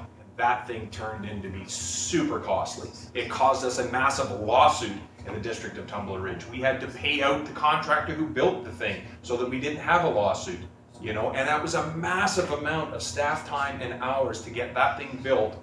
I mean, that is my concern over this thing, is that it came in as a mobile trailer, small home thing, and then it got changed around. And there's still that thing in there of, they were told by the district staff that they couldn't do a small home or whatever. I still haven't heard what the plan was on that. Yeah. You know, we were told by, you know, the geopark was told, Mr. Beal told them you can't build a small home, or I don't know what it was, but that hasn't been explained to me either. So we're all of a sudden off on this other tangent that we're gonna build this giant interpretive center. And again, that's scaling it up. We're scaling it up. When did we scale it up to the point where it starts costing the people of Tumbler Ridge money? Yeah, That's my fear. I think Councilor Norbury was talking about scaling up the actual survey as far as numbers. For sure he Yeah. was, I'm just using the term that he used. Yeah, for sure. Yeah. Councilor Majinski? Thank you, Mayor Bertrand. Since last year, there's also been a sign posted at where the future Geo Center is. It says future site of. So people were aware of it for a year now. There you go. Councilor Kirby? Thank you, Mayor Bertrand. You know, too many cooks spoil the soup, or there's some kind of comment, like some kind of saying like that. You know, we're elected to make the decisions. I feel that this council has had enough information on this to make a decision. And if there's residents that don't like it, then I'll be able to speak to why I made that vote. So, you know, just another food for thought. Some councillors have said they're willing to make the vote tonight that are prepared. Some are not. I think we could call that question and find out. Okay. All right, so no motion to defer, so I'll call the question on the motion that council supports the Geopark's interpretive center location and design as submitted by the Geopark. All in favor? Opposed? Carry. Okay, so moving on to recommendation in the agenda. Councilor Kirby? That the District of Tumbler Ridge approve the drafting of a 15-year lease of parcel M lot 3164 with the Geopark for the construction of a geointerpretive center, and that costs associated with summer maintenance only be included in future financial plans. Seconder? Councilor Majinski, open for discussion. Councilor Korkowka? Yeah, I've kind of talked about this before. I believe I talked to Sarah and maybe Mr. Wall, but I'm not a big fan of the lease. My thoughts are is we should be selling the land to them for $1, with some kind of caveat in there that, knock on wood, but if they were ever to fold or wherever, the land would be come back to the district for $1. The reason I say that is if council changes in 15 years and there's new people on council, maybe they're not fully in support of the Geopark or don't understand the whole concept. To me, that can be changed. They can be asked to take their items off that property. It's a 15-year lease. That's the issue I have with this. Okay. Especially when they're building that. Councilor Kirby?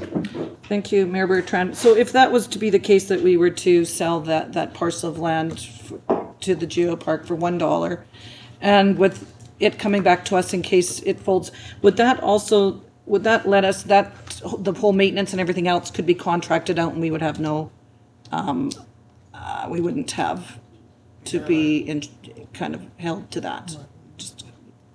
Mr. Wall? Whether it's a lease or sold, it doesn't have any bearing on whether or not council has no responsibility under a lease or a land sale to do any of the maintenance on it. Okay. Councilor Norbury? On the sale for $1, maybe we can ask staff, but I believe that we can't actually sell things for $1. We're forced to sell them at value. That's why we're entering into a lease. No, I don't believe that's correct. Mr. Wall? If it's to a nonprofit, you're able to sell below market value. To a business, you have to sell below market value. Councilor Howell? So, our CAO just said we don't have to do the maintenance on it, but by the numbers in here, we're sure planning on doing the maintenance on it. Is that not right? Mm-hmm. So, is that what we're voting on? That's the cost associated with summer maintenance be included, maintenance only be included in future financial plans? Just summer maintenance? We're not doing winter maintenance in this vote? Like, you know, we're accepting a lot of costs without knowing. Yeah, I think the reason for the recommendation for the maintenance is because we realize the fact that the Geopark doesn't have the resources or the staff to be able to do that. And they're heavily relying on district funding for their operation. So I think that's where the recommendation for the maintenance comes in, is we're assuming that we're gonna have to maintain it. Councilor Norbury? On the maintenance, it makes sense to have, you know, staff that know how to maintain these types of locations. Like we already have staff that you know, do the flower beds that we see every year, do the lawns. I mean, I'm sure, you know, our geopark staff could do it, but if they can't, they'd have to ask for more funds from us to cover that. So someone's going to have to do it, and we can probably do it cheaper than they could, you know, get somebody to do it, because we already have the staff out there, and they just take an extra 20 minutes, hour of the day. And equipment, yeah. Yeah, equipment. That's a big one too. Yeah. Councillor Kirby, then Councillor Majinski. I didn't have, yeah, I was, Councillor Majinski. Thank you, Mayor Bertrand. In our recreation master plan, there was noted in there a couple of times that they'd like to see outdoor public washrooms. And this would actually help out with that quite a bit, because if we could have that almost part of our incentive to help with the maintenance costs and stuff like that, that just helps us out quite a bit there, because in all other recreational towns and tourist towns, they got these outdoor washrooms. Yeah, absolutely. That's a huge factor and a huge push throughout the province right now, is for public washrooms, accessibility. Accessibility funding is a big push by the province right now, and public washrooms are one of those issues. Councillor Howell. So just so I'm clear, we don't own it. The District of Tumbler Ridge doesn't own it. GeoPark owns it, right? We're gonna give them the land, they're gonna own the facility, they're gonna build everything there. It belongs to the GeoPark, not the District of Tumbler Ridge, correct? I believe so, yeah. So outdoor washrooms, fantastic idea. I think we need them as well. Is this thing open 24 hours a day? Is it accessible 24 hours a day? I believe so. I don't believe there is a gate My next on. question comes down to is insurance and vandalism. So the GeoPark provides the insurance, and like, you know, if somebody goes down there and smashes all the windows out of it, insurance covers that.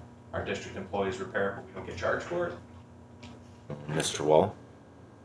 Those are issues that haven't been worked out. Summer maintenance is just a routine summer maintenance. Their insurance policy, the GeoPark has liability insurance.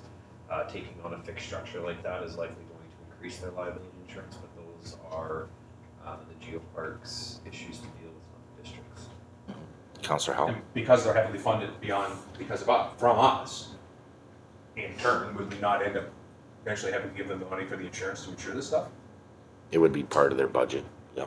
You know, over the weekend, we had some kids, or sections of kids, but we had some people go through the soccer fields and destroy soccer nets out there that were, you know, out there for kids to use, and they get destroyed and vandalized, you know.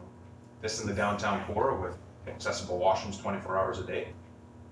You know, that's another point, it's a concern. It's stuff that we haven't worked through, we haven't talked through, but we put the cart ahead of the horse and saying that we support it, and we're gonna do it, and then we're gonna give them the lease. What's to hold them back at this point? Nothing. We support the lease, let's go ahead, right? Mr. Wall. Part of the recommendation here for the summer maintenance is I think council needs to go into this with the assumption that at some point maintenance costs are going to come back onto the District of Tumbler Ridge. That just tends to be the path. You know, it's difficult for groups to maintain high levels of funding for a long period of time, and it's, you know, pretty consistent that the District of Tumbler Ridge needs to support the groups. Now, that's not to say that supporting groups through maintenance costs or repair costs creates the project as being unsupportable. I think council just needs to go in there and ask themselves the question. So, you know, really high level, getting out of, you know, a lot of the details, really high level, the GeoPark is coming in and offering this improvement to the downtown core. They're going to cover some of the operational costs or all of them for as long as they can. There is a risk that it falls back on the district. So council just needs to take a look at, you know, for the benefit to the downtown core that they're offering to no cost to the district in order to put it in, is council willing to accept those risks, because those risks are there, and are you willing to accept those costs that may come to the district? And if you take a look at the project and you say, yeah, I think this adds quite a bit to the downtown core, we may have to incur some costs, it's not a big concern to me, I'm going to accept it. On the other side, you go, this is adding something to the downtown core, I don't think it's adding something that great, and the risk and the costs are not worth it. I really think that's the level of debate council just needs to measure out. Those risks are there for sure. Councillor Kalka. Yeah, and you talk about costs. I mean, there's always going to be yearly maintenance costs, just like we were in regards to the pump track. I'm assuming the geopark will be picking that up, that'll be based off the district, I would think. But again, I am not in favor of a lease, so I will not be voting in favor of the recommendation. I am more in favor of selling them the land. And then that way, as long as it's there, it's theirs, whether the district keeps up the running maintenance on it, whether it's the summer stuff or whatever. I'm fine with that, but I am not in favor of 15-year lease. I'm in favor of $1 for the parcel with the caveat that if they ever fold or whatever, obviously it comes back to the district for $1. Okay. Any other comments?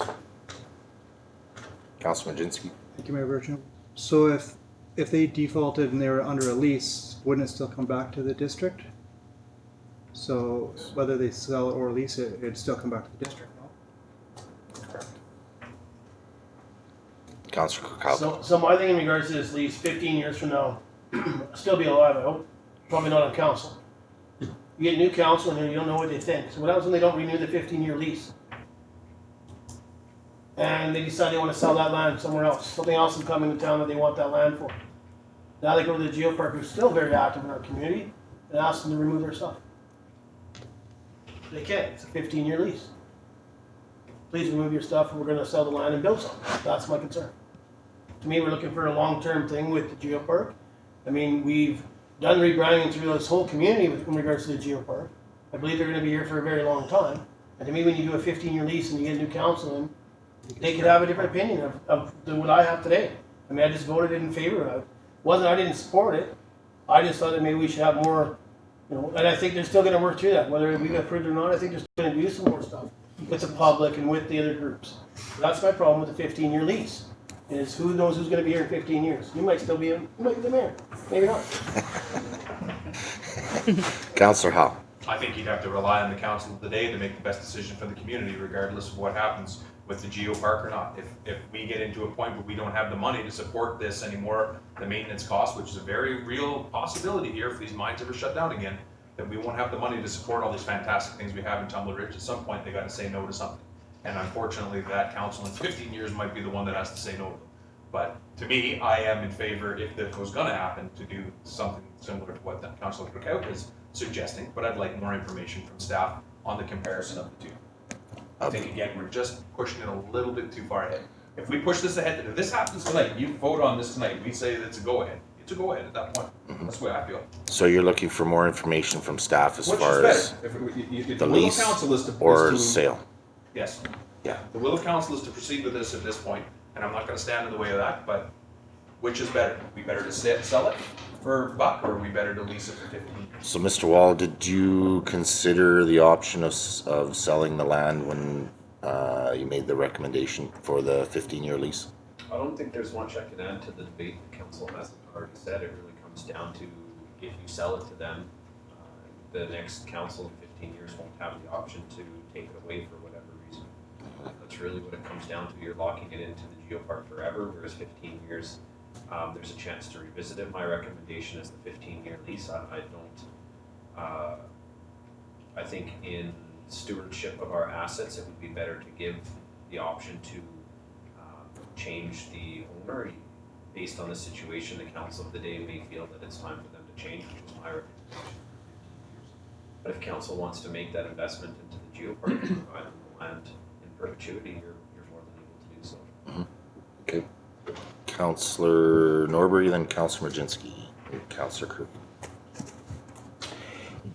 I think Mr. Wall illuminated pretty good on the discussion, and that was my concern. What's the difference between what's the value added of us selling it to them for $1 versus us potentially still having the option in 15 years to look at another option for that area.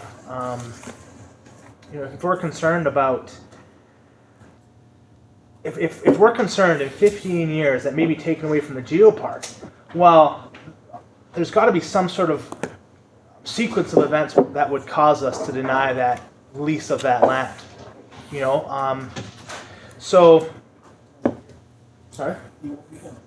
But that, we might not be here, but the council of the day will still have the option to say, hey, well, maybe we have this huge new opportunity that's even more important to Tumbler Ridge than the Geo-Interpretive Center. But I mean, we're sort of speculating on what can or cannot be. Ultimately, for me, I just want to see this move forward. So if we want to change that wording, I think maybe we should have a recommendation to amend and discuss the merits. Yeah, I tend to agree with the recommendation for the 15-year lease. I just like the idea that there is an option in the future rather than the dollar sell, just because we don't really know what the situation is going to be in 15 years. So. Councillor Majinski. Thank you, Mayor Bertrand. When Ms. Gamble came in and did her delegation, I think we sent this back to staff for a recommendation as a lease. And so now we're going back another step and changing, because we just said a time frame, and we said a leased time frame. So that's why we went a lease instead of selling it for $1. Yeah, I think from the delegation, like the Geopark is in a 3-year lease at the moment, and I think Ms. Gamble was really looking for further commitment on this, on this scale, because to go ahead with this type of a project with only 1.5 years remaining on the lease, it doesn't really add up. So, Councillor Kirby.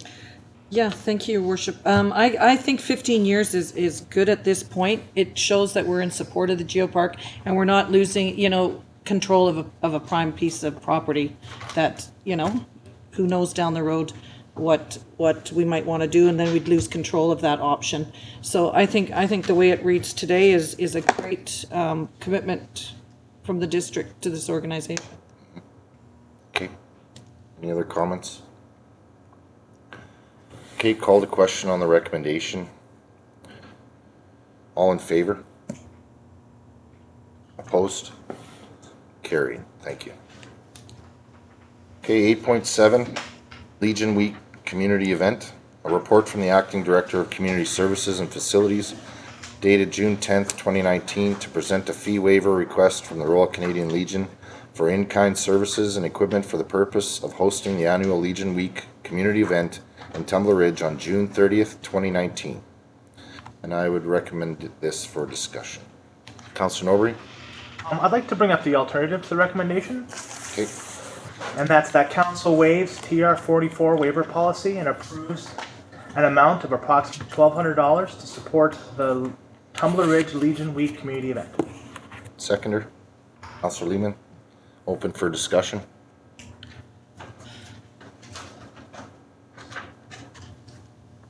Councillor Kalka? So it's $1,200 for the stage and tables and chairs. I'm assuming they're looking at doing it over here in the parking lot. What's the next letter?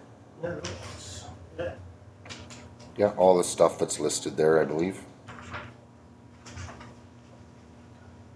Sorry?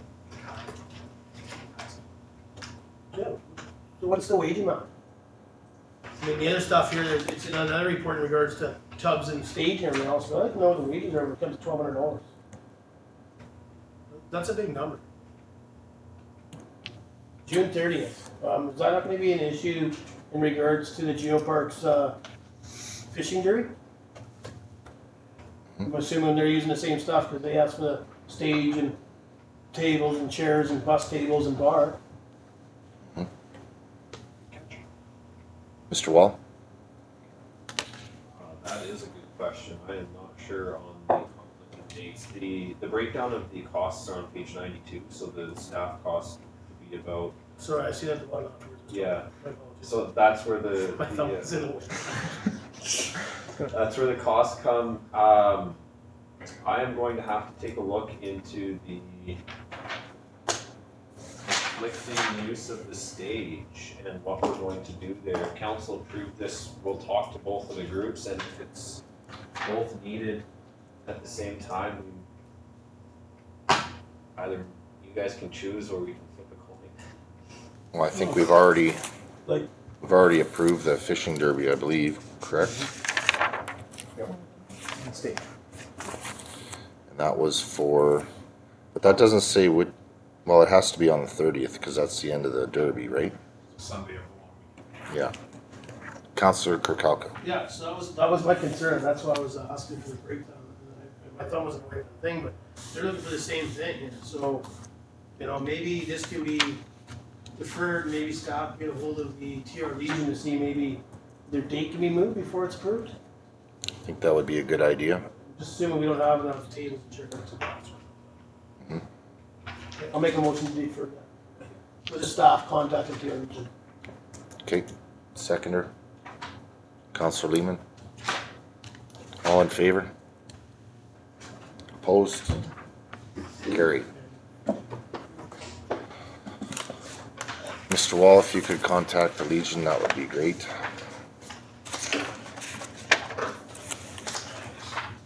Good catch there, by the way. Okay, moving on to 8.8, TR Day Society fundraising events.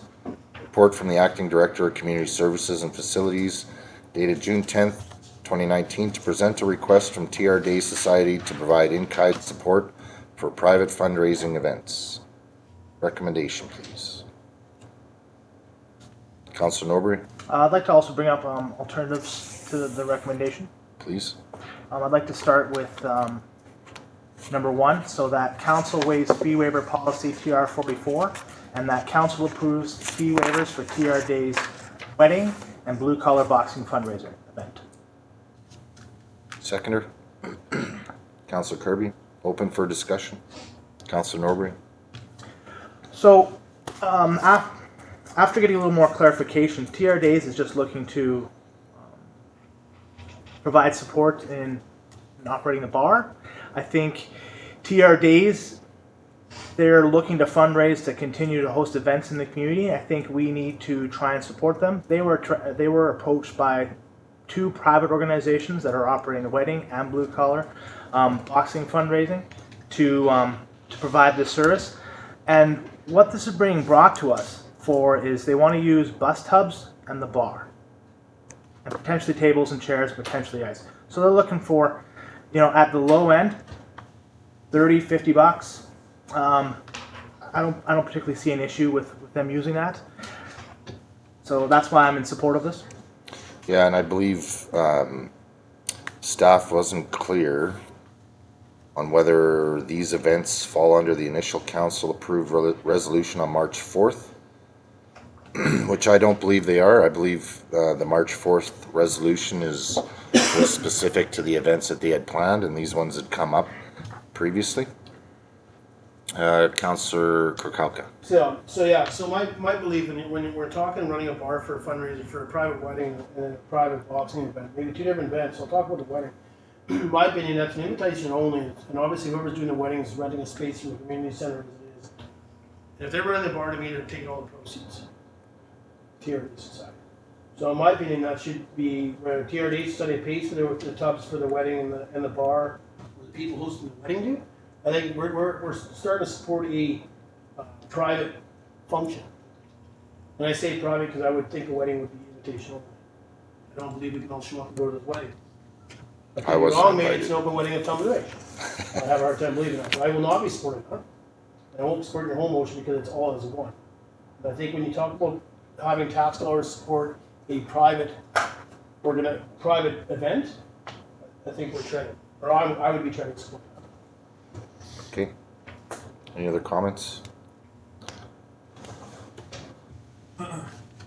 Councillor Howell. Yeah, and Councilor Norbury's got a great point here. It's only, whatever, 60, 80, 70, $80 or whatever.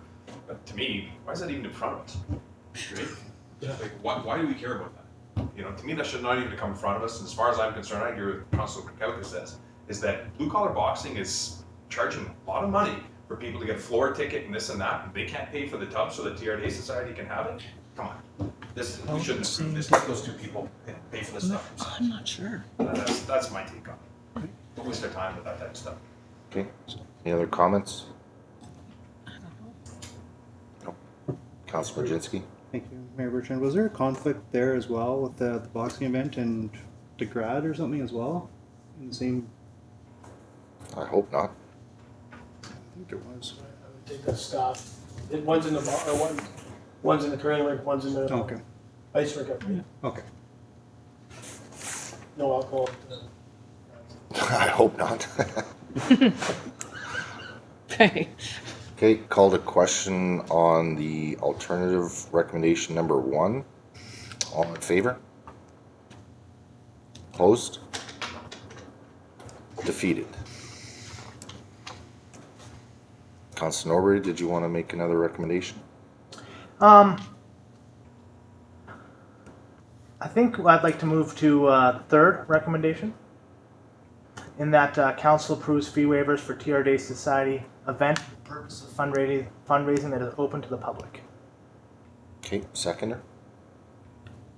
Mr. Wall? Could I just ask Councilor Norbert to read that back?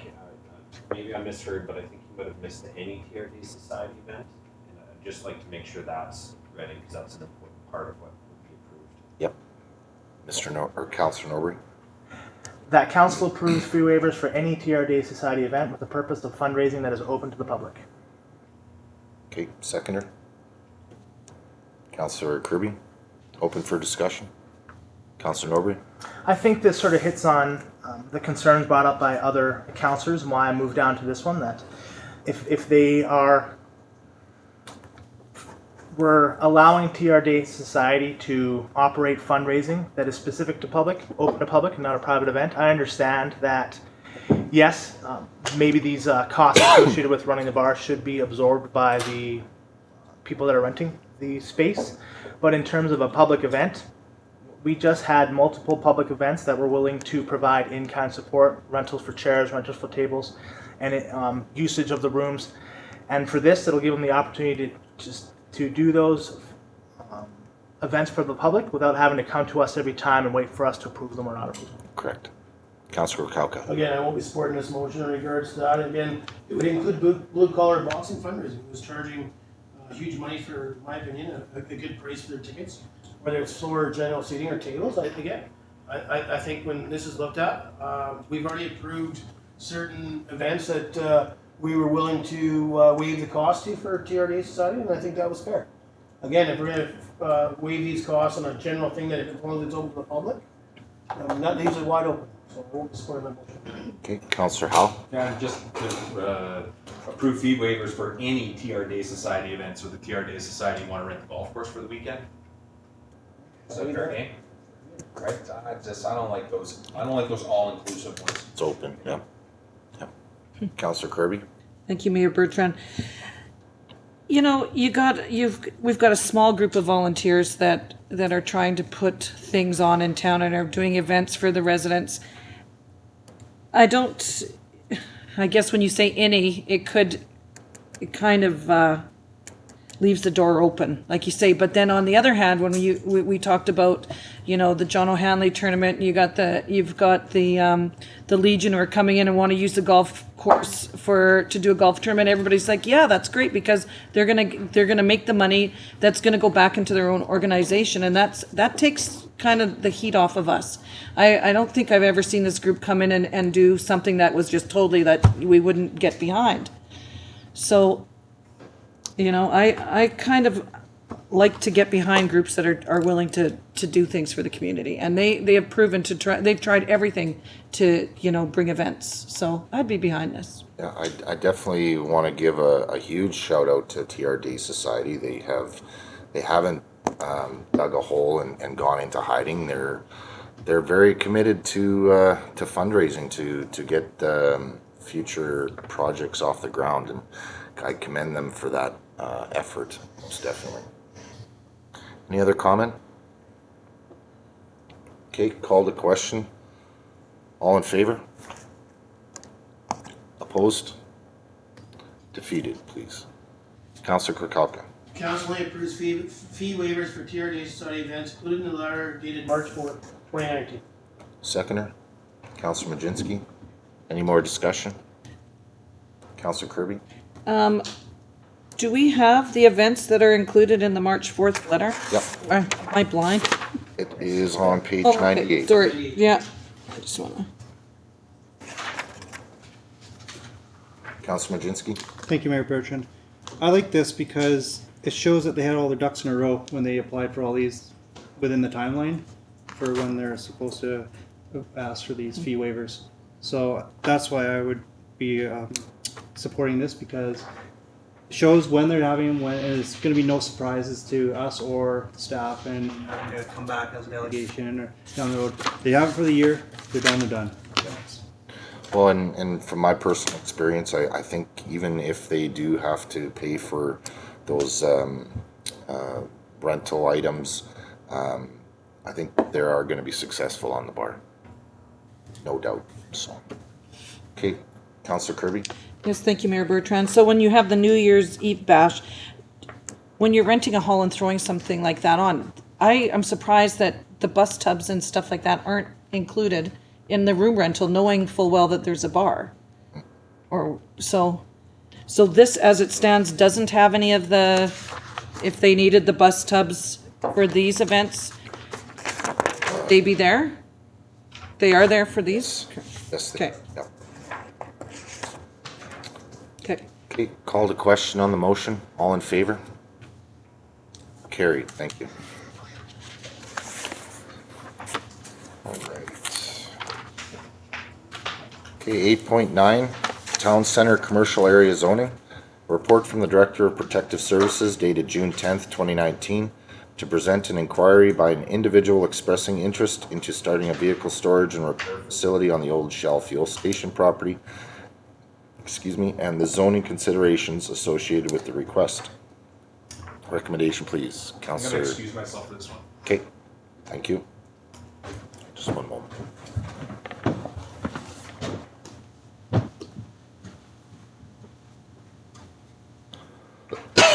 Excuse me.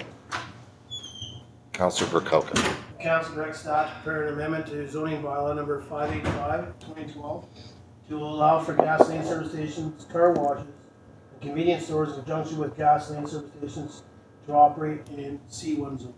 Seconder, Councillor Majinski. Open for discussion. Okay, call to question. All in favor? Carried. Thank you. Where's Cam? Yeah. Thank you, Councillor. Do you want to come back? He's coming back. He's not. Probably. Okay. Maybe we'll just leave that door open. Oh, I'm sure he heard. If he's out of there, he might not.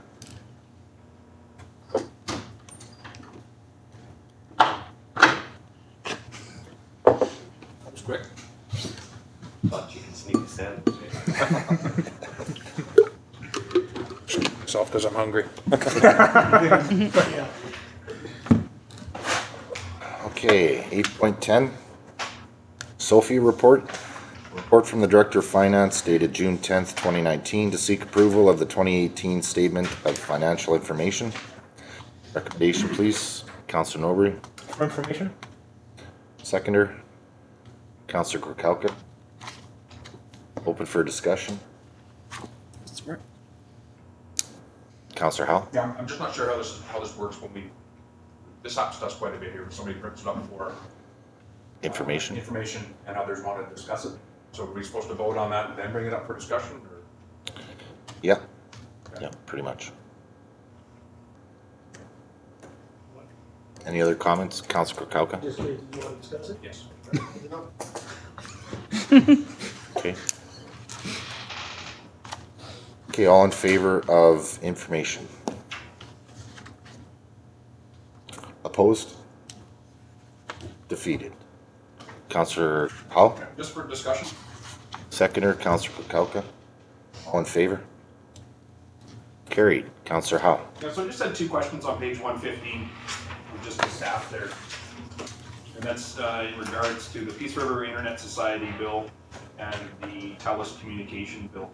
Is this, the Peace River Internet Society bill, only for our internet use within the district of Tumblr? Mr. Wall. Council approved last year a special project to do the design of the high-speed internet network. I'm sure that's not the technical term, but that's what the project was. Gotcha. Councillor Howell. Fair enough. And the second question is to do with TELUS Communications, $102,000 is to do with all of our communications, our cell phones, all of our stuff within the district. Mr. Wall. As well, yeah, as well as internet, and as well as there was still part of the telecommunications upgrade project that happened last year, which was done by TELUS as well, so some of that cost will be in there too. Okay, and then the, Councillor Howell. sorry, and then the last one is, just trying to find it here, the visa statement. The payment to visas, like, World Bank Visa Center, yeah. So that one there is for 203, is that broke out anywhere else? Like how, like what do we know what that $203,000 is? I assume that is charges on the visa, this is not what we pay to be able to utilize a visa, but is that broken out anywhere else? Mr. Wall? Yes, I have a list of all visa charges as well. It's accounted for in the companies in which it's used for. So when it gets charged in this, it would go into the aggregate or whatever, like, okay. And I can provide that list to council as well. Sanders has provided me a breakdown of all the different fees. Yes, please. That's all I have. Okay, any other comments, questions? Mr. Wall? Can you please, if you don't mind, pass the recommendation? This is something that council needs to do so we can satisfy our requirements of the province. I was one of the thoughts, that's why I was wondering that. Councillor Kirkcalka. Council approve the 2018 statement of financial information. Seconder, Councillor Majinski. Any other discussion? Call to question, all in favor? Carried, thank you. Information. Well, I seen Uh, 8.11, 2018 Annual Report. Report from the Deputy Corporate Officer dated June 10th, 2019, seeking approval of the 2018 Annual Report. Recommendation, please, Councillor Kirkcalka. The council approves the annual report for year ending December 31st, 2018. Seconder, Councillor Majinski. I'd just like to request for next year's pictures, if they could tone down the glare off my head. That would be awesome. Thank you very much. That's in need of sunglasses right there. Councillor Norbert. For making personal recommendations, I'd like a different photo to be used. You know, I was making a pretty bad grimace there. We're municipal workers, not Very well. Very well. Photoshop some smiles there. Okay. All right. Councillor Howell. I'd like a little more information on the long-term debt net of sinking funds. I don't quite understand that portion of it. I think it has to do with the money we owe for the community center that we borrowed from the MFA quite a while ago. But is there any opportunity for us to pay this off at less interest? I think I may have asked this question a few years ago, but just to our current CFO. Okay. Mr. Wall. What page? 151 and 172. The only long-term debt that we have is with the community center, and we have taken a look at paying it off, but the loan that we got from MFA was so, the interest rate on it was so low, it was more advantageous for us to just invest that money back in at a higher guaranteed interest rate. Ms. Sanders, is there other debt that we've accrued? We're locked in, but I think after 20 years or 15 years, we do have the opportunity to pay it off if we wish.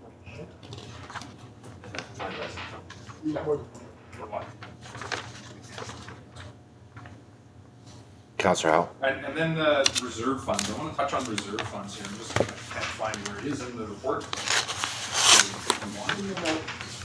All right, 19, page 19, is that right? Yeah.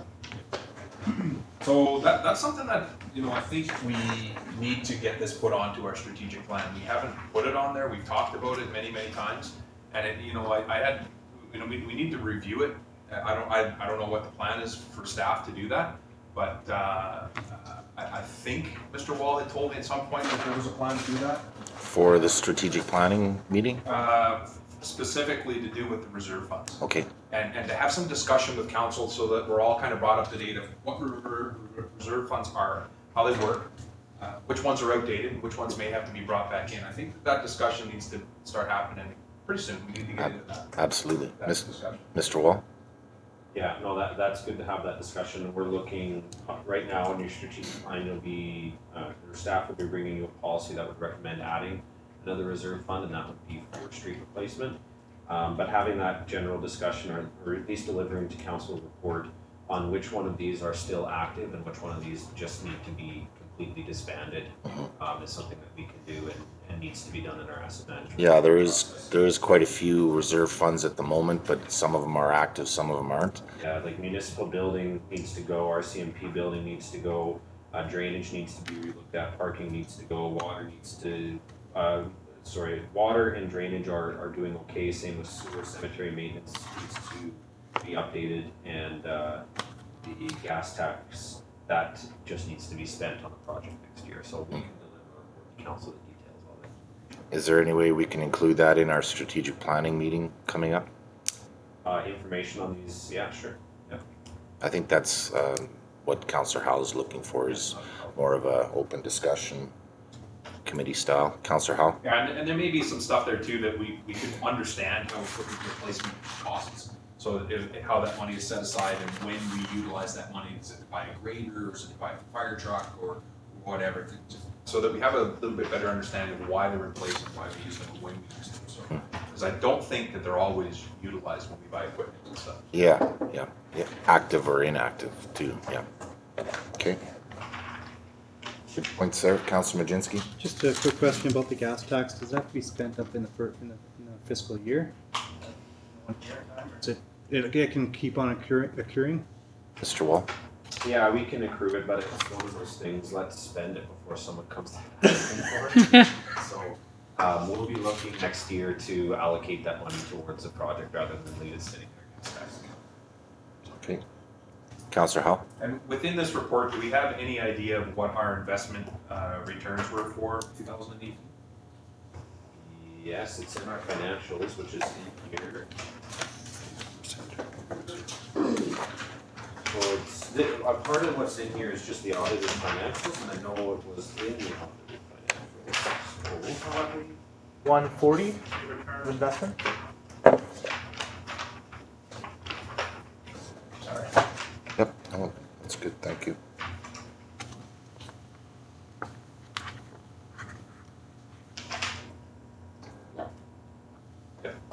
Page 140 revenue, thank you, Councilor Norbury.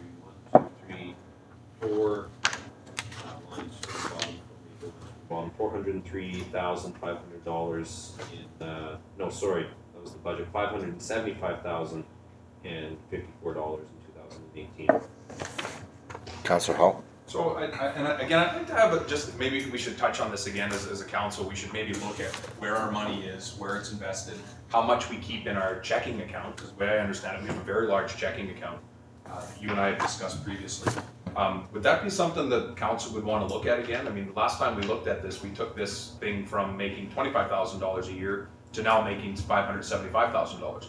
We increased the interest that the district of Tumbler Ridge made by $550,000 a year by getting thoughts going and process going and getting staff moving on it. Is this something that we want to look at to see if we can even skinny up on it even more, find another way to look at some more investment? I had Ms. Sanders bring up where our investments are for me a few weeks ago there. She did explain to me that we do keep a large checking account balance for contingencies for paying bills, but it is flavor of council. If we want to get on a full understanding of where all of our money is at, it's probably beneficial to do so.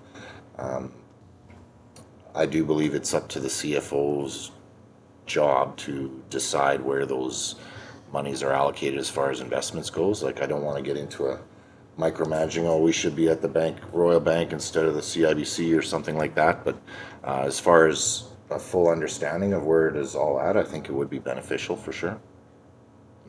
Councillor Howe? Yeah, I'm not interested in going into a micromanaging position either. I would just like a little bit better update. But had we not got into a micromanaging issue years ago, we'd still be making $25,000. Oh, maybe Mrs.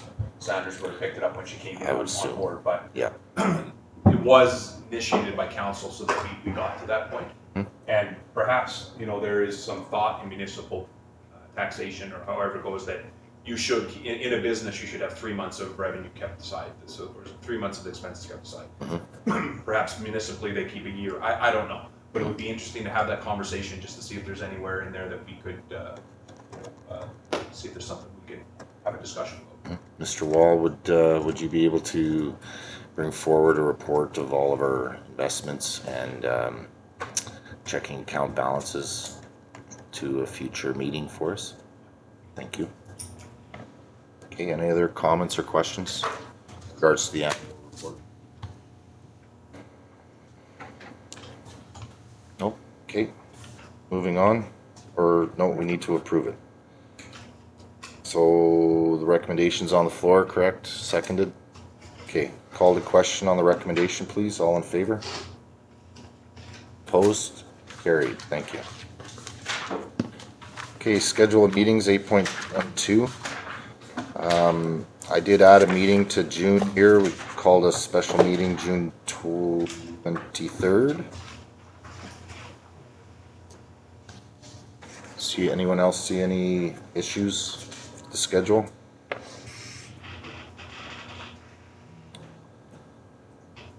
Okay, moving on to notice of motions, 9.1. Resident Committee on Council Compensation. Oh. Sorry. Should we do number 9 first? Oh, yep, sorry. Go ahead. Okay, Councillor Kirk. Thank you, Mayor Bertrand. I'd like to add the notice of motion that an amendment to the subdivision and servicing bylaw be drafted to limit fence location in amalgamated lots to the same physical line as the front yard fencing of neighboring properties. Okay. Councillor Gorkalka.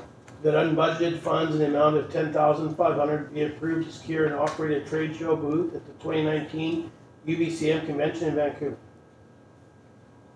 Okay. Any others, councillors? Okay, 9.1.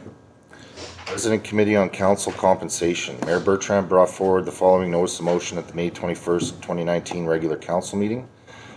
So I'd like to move that administration drafts and submits the terms of reference for a resident committee on council compensation.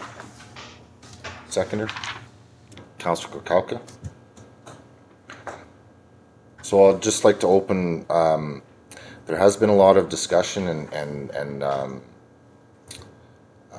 I guess worry about anything to do with compensation for mayor and council. So I don't agree. I did recommend this back when we were looking at compensation and remuneration, but I do think that this is still important to ask our taxpayers and our residents what they feel we should be paid. I think those are the people that we need to ask. That's the pertinent, they are the taxpayers, and I think it takes a little bit of pressure off ourselves to try and guess what we think they would accept. So that's the reasoning for this.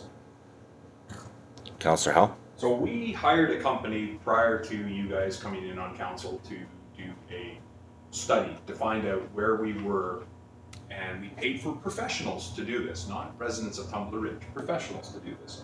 And they came in and told us, here's where your wages should be at, where you are in the ballpark. According to a survey done throughout the province, correct? According to professionals, we hired a company to do this, right? We To- should take the advice of the professionals, is what I'm saying. That's number one.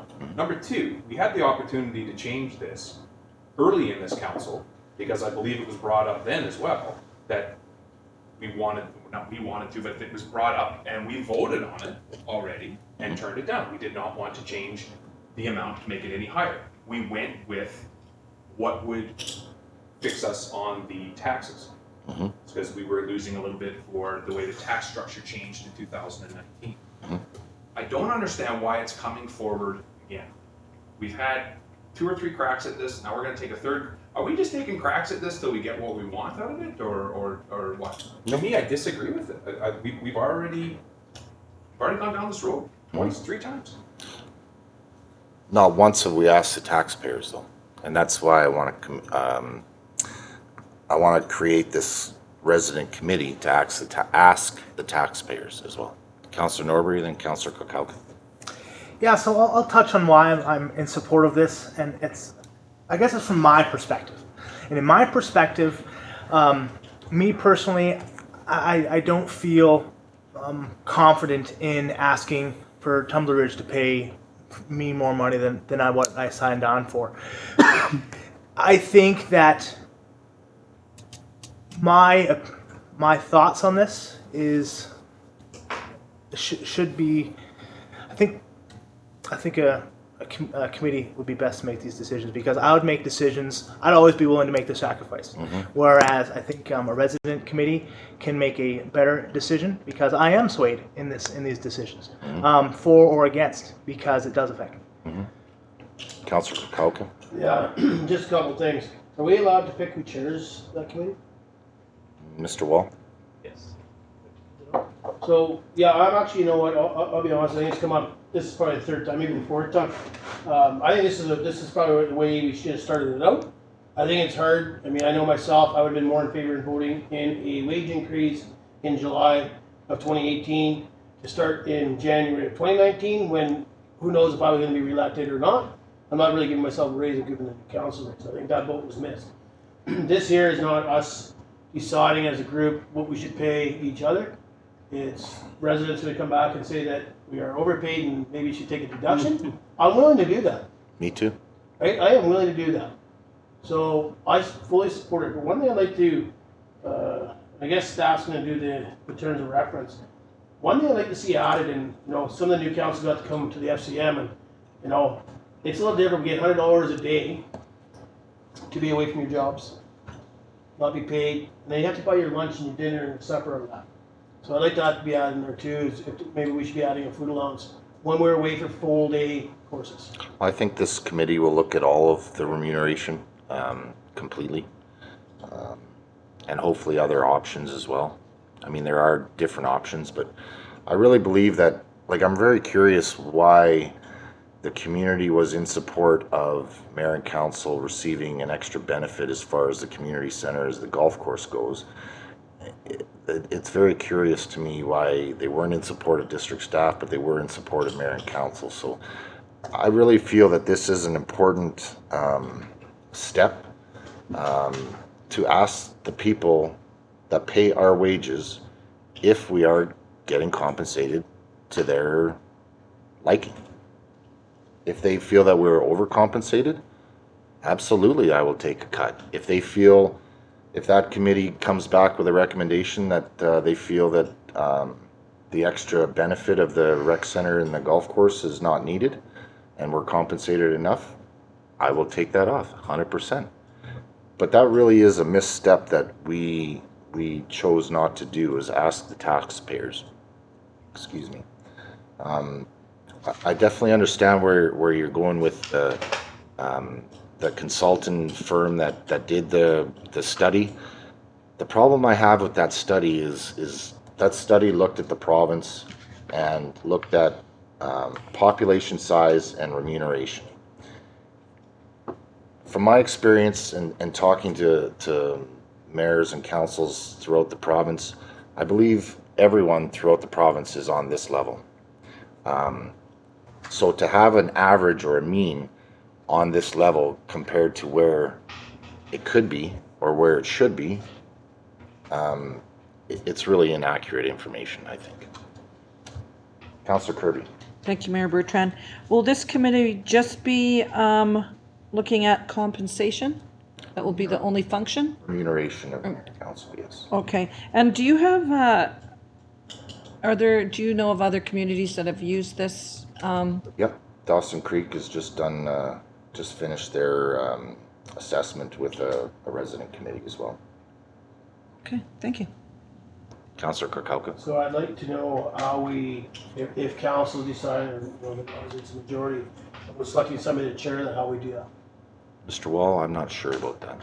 I would say that we probably draft the terms of reference, bring it back to council. You take a look at where the committee is structured. So Dawson Creek structured theirs to include, I believe Dawson Creek structured theirs to include a representative from a number of key community groups, for example, the Chamber of Commerce and some other groups. So council could, at that point, when you're setting the structure of the committee, you could have an application process. You could decide on what groups it would come from, and at that point, you could choose who the chair of the committee was going to be, so long as they were receptive to taking on that responsibility.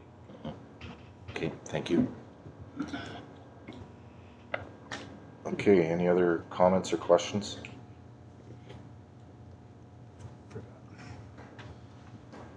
Okay, Councillor Kirkcaldy. Did you want to move on it? Yes, please. Call the question on the motion. All in favor? Opposed? Carried. Thank you. And 9.2, Councillor Kirkcaldy brought forward the following notice of motion at the May 21st, 2019 regular council meeting, that proper meetings are added for June, July, and August. I'm kind of curious on the term proper. I'm not sure if I use that word. Okay, I think I got your concern there, and that's why I did call a special meeting for June 23rd. We are starting to get backed up. I did see this agenda on Wednesday and had to make some adjustments with Mr. Wall, so I'm fully committed to calling special meetings when we are at the point of getting backed up, so that we don't have our 4.5 hour meetings. Councillor Kirkcaldy. Okay, so I'm gonna read out the motion. I mean, I think it might be worded a little bit wrong that. That we add one more meeting to the month of June, July, and August. Okay, seconder. Councillor Howell.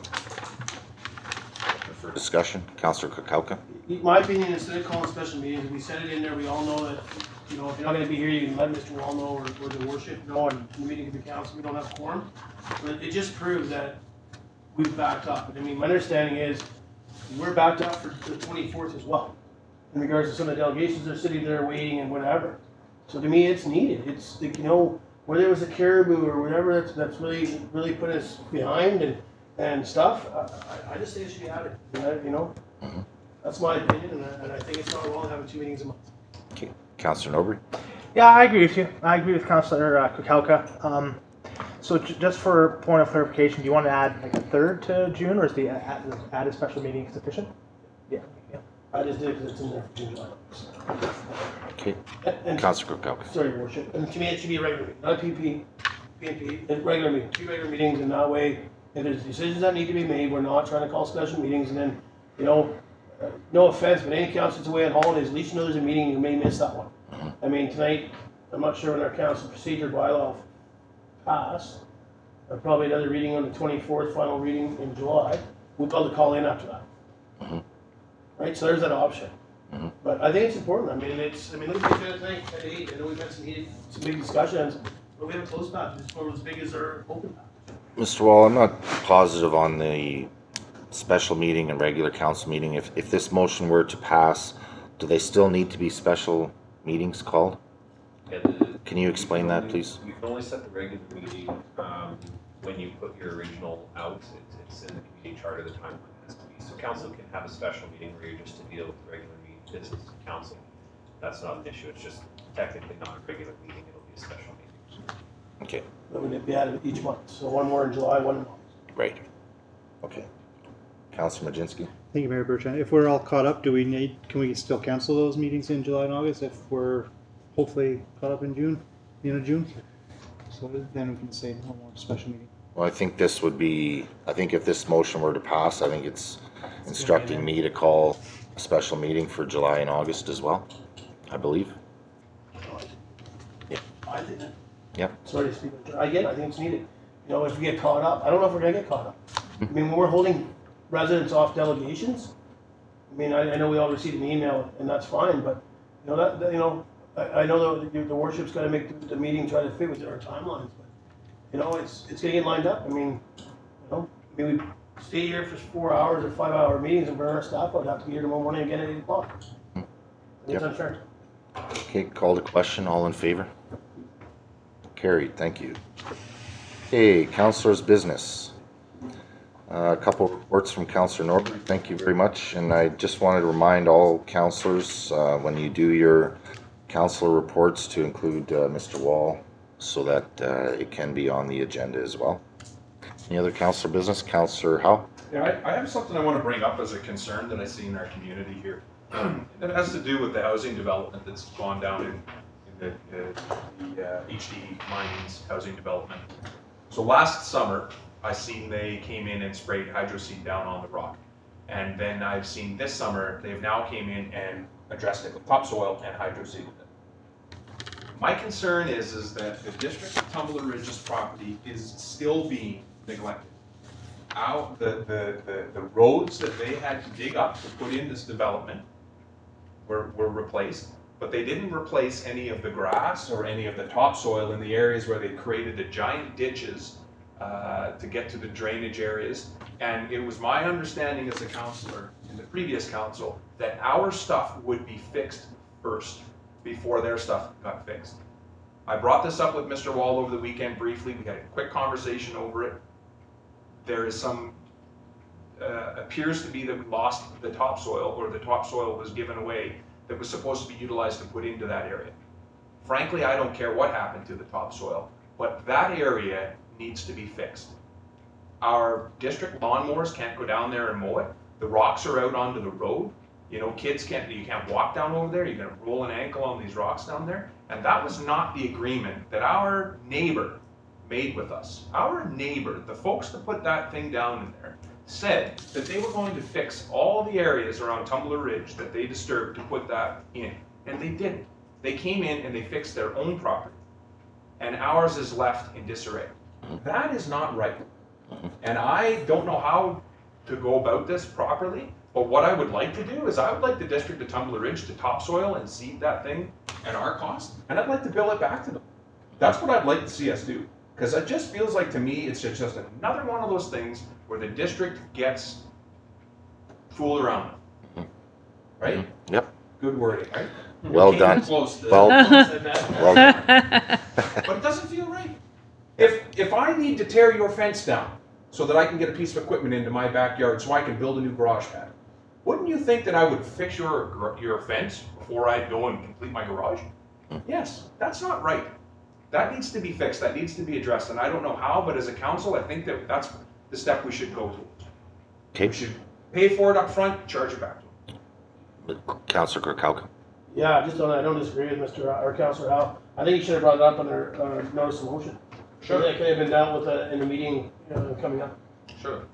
Okay, well, I think we can ask Mr. Wall to bring a report for costs to topsoil and seed that area, and maybe any communication that you've had with HD in regards to the area on the other side of the housing project.